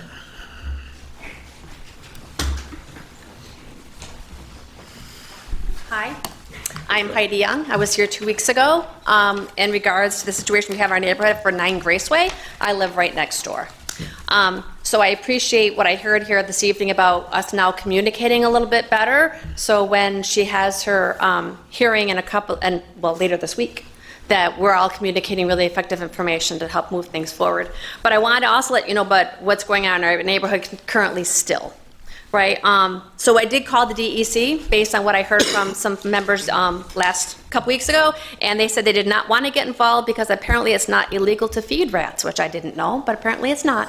So they didn't want to get involved in anything. We did begin a public petition to gain public support for our situation. We have now over 220 signatures. Erie County has come out to bait the traps, as you'd mentioned, and you guys said you are communicating with them, which is great, but I know that I communicated with him last week too, and he is more than irritated. He did have a conflict with one of the residents in the home, so it probably added to his irritation, but he was not the most pleasant person to talk to when he was in my neighborhood. I think he's just really irritated. I told him I was going to come and talk to you this evening, and he said, well, you need to ask them this question. And I certainly, of course, asked what that question was, and his response was, what is the town going to do about ground baiting? Because she refuses to stop feeding. So I don't know what the answer to that is, right? So she's continuing to put food out to feed the rats, so the baits that I have in my yard and all of the surrounding properties, and several of my neighborhoods are here, can attest to their own situations. But the rats are not eating our bait because she is actively feeding. So there's nothing that I can do. Erie County is incredibly frustrated because their baits aren't working either. They did actively put a trap or two in her backyard this past week, so I don't know how that went, but they are actively irritated because they just feel like they have no support and there's nothing that they can do. They need the town to step up and do something to stop her from feeding. I know I called code enforcement just on Thursday because Ruth had brought home, and I'm not kidding you when I tell you this, they are 3 huge boxes, 3 of them, full of tomatoes. And she leaves them sitting outside for days.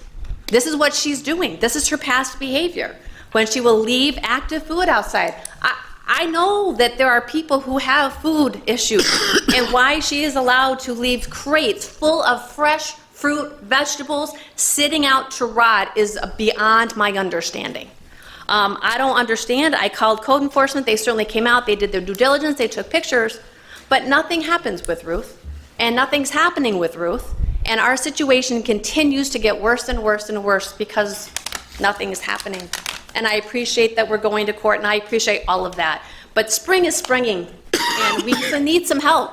I have neighbors here from the Graceway and Gale neighborhood, and we are all various houses away from this one particular house, and we are all having massive problems in our yards. And we just need help immediately, and we would like to know what we are doing. We are communicating with the county, see what they can do. What you just told me here about the round baiting, and she's basically killing their attempt to capture the rats. Absolutely. That's the first time, again, that, Yeah, that's actively happening. It has been for years. Yeah, years. That's not good. The exact steps forward from here, obviously, there is a court hearing on the 19th. We have no comment on that. It's going to be, held here in the town of Lancaster. We'll see what the results of that are and move forward. But I'll talk to the county again tomorrow. I'm going it through Frank Tadaro's office is where I'm getting information. So I'll bring this to Frank's, attention as to they're beating the system by doing this and see what they can do. Matt, what else can we do at this point? I will echo your comments, and I can collaborate with everything that was discussed here. It's 32 years of this. And she knows that. The outcome has to be different than the last 32 years of code enforcement because it's not working. If the DEC doesn't have a law, could we make a town code that I made spoke it to illegal? Jennifer Strong, and we're working on a local law that would give code enforcement more teeth to start to cite people or make them clean up their exterior property. Yeah, What would the that DEC or the state doesn't necessarily have a law. You may be able to create, I don't know, like Brad would probably be able to speak further on that, but you could maybe make a town code to give more teeth to citing this and getting it resolved. We're basically bolstering our current unsafe buildings. We're going to expand that to incorporate property areas and, again, give the town a little bit more actionability to deal with these sorts of things. So that takes to enact a new law, you go through a couple of hearings. There's got to be a public hearing on it. So once it gets started, there'll be an announcement, there'll be a public hearing at the next town board meeting, there's a public hearing, and then the board votes on, you know, the legality of the public law, or not the legality, votes whether they approve the public law or not. So it'd come back to us for a vote on that. But to put more teeth in their abilities to do something in this area, it's a great idea, and it's got to be done. It's So, gotta be done. It's more than a great idea. yeah. Because it's a health risk. Because we I want to just- hear from you guys. Absolutely. Your residents during the public hearing. Yes. I'll reach out to you and let you know when the public hearing is. Yep. Fantastic. Fantastic. We appreciate it because it's just, it's unhealthy. It's unsanitary. It's horrible that we can't use our yards and she can do whatever she wants. But we can no longer use our yards and it's unsafe. I can't put my animal out. They can't put kids out. Kids can't play in their yards. It's summer. Well, not yet. Duh. It's snowing today. But I don't know how long it takes to enact a law, but I don't know if it's going to take 2 months, 3 months, 4 months, but by then we've lost a whole nother season of rat infestation, and I feel bad because these guys can't do anything. They have no power, and she knows this. This is something that Ruth has been doing for 30-plus years. She knows exactly what she's doing, and she knows what you can and what you cannot do. And she's playing the game, and it has been for a long time. So this is not her first go-around, and I don't know if she'll show up to her court hearing, and if then how long does that take? So I guess we just need some help because we don't know what to do in our neighborhoods anymore. We can't use and it's not fair. If you talk about assessments, well, I can't even use my yard, so how can you tell me that my house is worth this much? Right. If you come and look at my yard, her yard is right next to mine. Don't tell me that my house is worth A, B, and C, because it's not. Okay. Anyone who wants to buy my house is going to go right by. So it's not fair to me. I've been living there, and it's not fair to me, and it's not fair to all these other people either. Sure, and we're not going to comment on the court case that's coming up, but Of course we not. could start Of course not. doing this with enacting the law. Yes. Right. You've already been in the discussion, so we'll try to move that along Mm-hmm. as quickly as we possibly can to give more teeth, so in situations like this, we can actually do something. Right. So our legal team are looking at the loopholes that she's finding Oh, yeah, and where she we knows can them well. close them and actually do something legally. That'd be Because at this moment, There's nothing. this is unfortunate. No more extensions. She gets extensions from the judges, she gets extensions from everybody, no more extensions. Well, the extensions are because of the loopholes that need to be Right. closed, Yeah. and that's what they're looking into. You have to close the Yeah. loopholes in the law, otherwise there's no recourse. Okay. Okay. That's me. Thank you. I appreciate your Thank time. you very much. You're welcome. Appreciate it. Thank you. Okay. Does anybody else want to be heard this evening?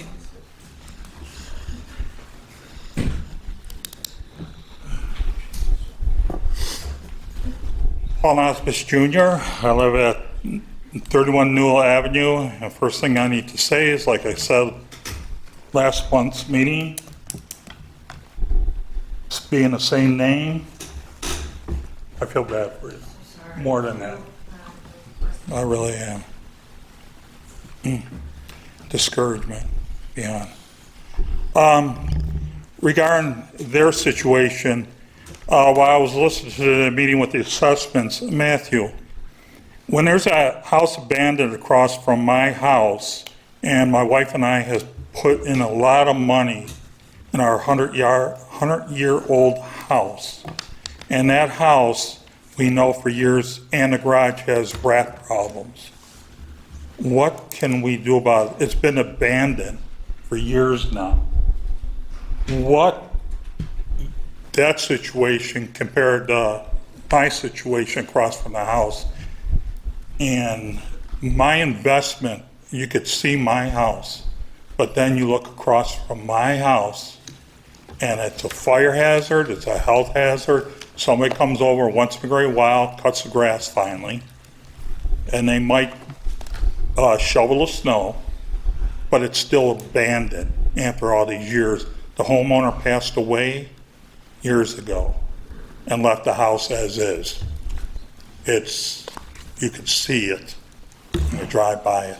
What can possibly, being proactive, can happen to that house? Either knock it down or do something about it. Because I talked to the neighbors and they are despondent about it. So what can the town, regarding the building inspectors, do with this abandoned house? Well, I could say at the village level, as a contractor of the village, and even at the town, One of the primary reasons that I'm a member of the Zombie Property Task Force is to address the vacant and abandoned properties within both town and the village. It's very unfortunate, and I apologize to this board again for my complaints, but it's one of the many tasks the Building and Zoning Department is responsible for. And without the proper personnel and tools and the resources to address those things, it falls through the cracks. But I can say, within the last several years, utilizing the Western New York law offices, the Zombie Task Force, and all the tools that are available with Department of Financial Services in Albany, addressing mortgage zombies. We're working again with the county clerk's office to deal with the tax zombies. These are, I'm hearing an estate zombie. Owners pass away and the family doesn't want to deal with it. There are avenues, but again, we're tied legally as to what the municipality can do without physically taking the property from the owner and or the estate. We had a success story not too far from your house on Wren Avenue. It took a long time to get there, but the building was erased from the property because it was a vacant, just a dilapidated structure that was nothing but a nuisance to the neighborhood. But it's been removed, and today is a vacant lot. Are you familiar with this particular address? I am familiar with it. I'm familiar with a lot of the vacant and abandons. My current inventory for the year is totaling 16. It's not all of them because some of the vacant properties are managed. Their lawns are being cut. The properties are being maintained. But there's a lot more, and we understand that these are out there, and we have to make sure that exterior maintenance has been addressed, and any interior servicing of equipment is dealt with appropriately, whether they're mothballed, winterized, whatever that is. Vacant houses do not attract rats or rodents or vermin or whatever you want to classify them as. They need a place to sleep, they need a place to eat, and they need a place to procreate. So those areas is where they're going to congregate. So where there's food and shelter and a denning area, that's where they're going to go. Empty structures and empty buildings, they could house them for a short amount of time, but if there's no food source, they're going to move on. But again, I'm familiar with this property. The owner is deceased. It's very difficult to get in touch with the executor of the estate, but we work effortlessly. As I mentioned earlier in this meeting, the staff doesn't stop dealing with these and other property maintenance complaints. So I beg more resources to address these things better. Where, like I said, the inventory is only 16, but there's more. There's more of them out there. But we feel that, and we're just as disturbed about this as you are, and your neighbors. It is because very it shouldn't be. disturbing for me. And as, My wife. again, I mentioned earlier, every neighborhood has one, whether it's a vacant and abandoned, or the sloppy house, or, in my house, we call it the Moose Miller property, right? It's disheveled, it just doesn't look like the rest of the neighborhood. So public outreach, notifications, enforcement actions, penalties where penalties are due, and then at a higher administrative level, some injunction to force remedy on these properties. It took years. I know you must have been involved in this one. The grass literally was over 24 inches, and they finally came over to cut it. It looks like a farmer went through it, to cut grass. They don't take care of the outside, and we knew that when she was still alive, she was living up in the second story, because she told us this, because of the rat problem in the house. So it's just, thank you, Matthew. But Councilmember Dawn, I was intrigued by this one. What's open spaces? What does that mean? Well, that's the name of the DEC grant. Okay. So the DEC Okay. is offering an open spaces grant. What it allows is to connect areas Okay. so it's connectivity, so it can connect Heritage Trail to okay. the park. And we can utilize wetland areas in order to bring people closer to nature. And believe it or not, there's some endangered species in our area. Oh, yeah, I know. So it's like, per se, if I thought about nature preserves, right? correct? And then the town would purchase the property per grants or something, correct? Yes, and we're using that in order to connect the public with the Okay. parks, yeah. Thank you. That's a great idea. Thank you. Anybody else want to address the town board at this point? Yes, sir?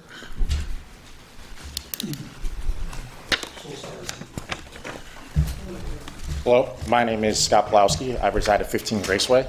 I bought the house from my parents. It's right next to Heidi's house and next to the property that being not taken care of is an understatement. I would take long grass over rats, okay?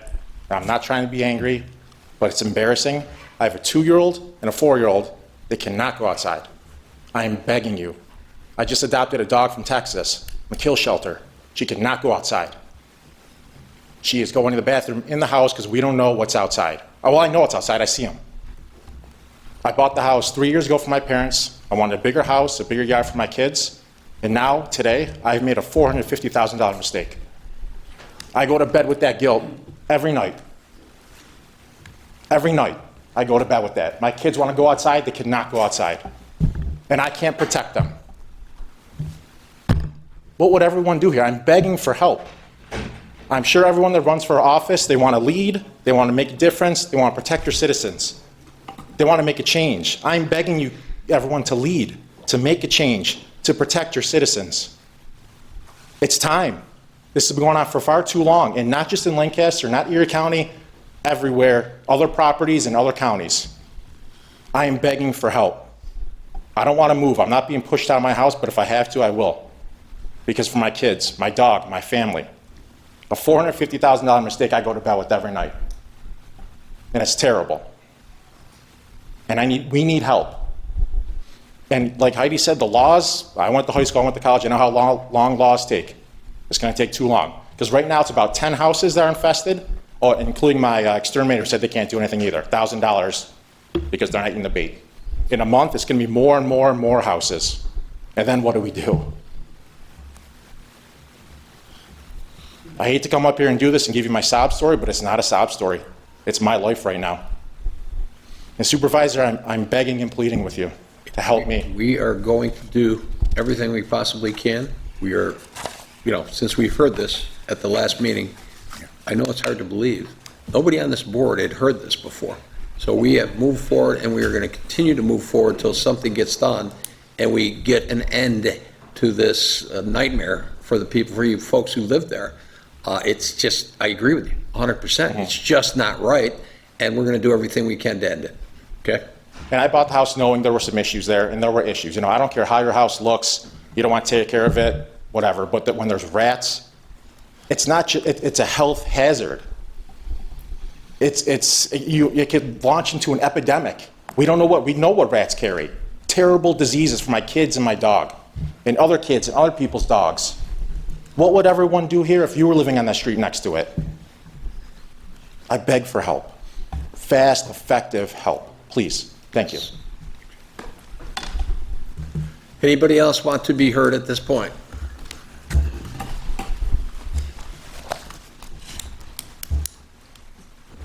My name is Dan Bona. I live at 20 Graceway, right across the street from 9 Graceway. I just have a few questions. I've met with code enforcement, and I've been told that they're not allowed to go in the yard of 9 Graceway. Is that true? It's true. What would it take? I mean, when code enforcement comes, they see the front of the house. They don't see what's going on the side of the house. Yeah, I mean, it's really disgusting. The place looks like a junkyard. Seriously, it does. From the front, the back, the side, it doesn't matter what. And the second question I have is, what do we have to do to get that house condemned? It's already been condemned twice, what I've been told by my neighbors. I haven't been there for 30 years. Some of the people in the neighborhood have, and it's been condemned twice. What does it take? There's 3 adult people living in that house, 2 children, I believe. I don't know if they're hers or not. I'm assuming that the place is worse in the inside of the house than it is on the outside. I mean, we've had one of our neighbors told by her ex that there are rats living in the house and there's black mold in the house. So what does it take? I mean, what do we need to do? Do we need to have a public hearing? What do we need to do to get this I'll let the rectified? attorney answer that, but how old are the ages of the children? Yeah. You know, I know one of them's 24. Anybody else in the neighborhood know? They're adults, they're young. they're adults. Yeah, they're adults. Okay. Okay. CPS. They're too old. Over 18, Okay. yeah. Can you address? Yeah, and I'll defer to Matt on the unsafe building section of the code. I don't Of know course, what the and parameters if are. I may clarify, the property was posted not to be occupied because of the property maintenance issues twice before. And part of the documents that I submitted to the clerk incorporate those findings, the appearance tickets, the court findings, and letters that have been just going back and forth. This is not the right avenue to go, in my opinion. Again, that's in my opinion.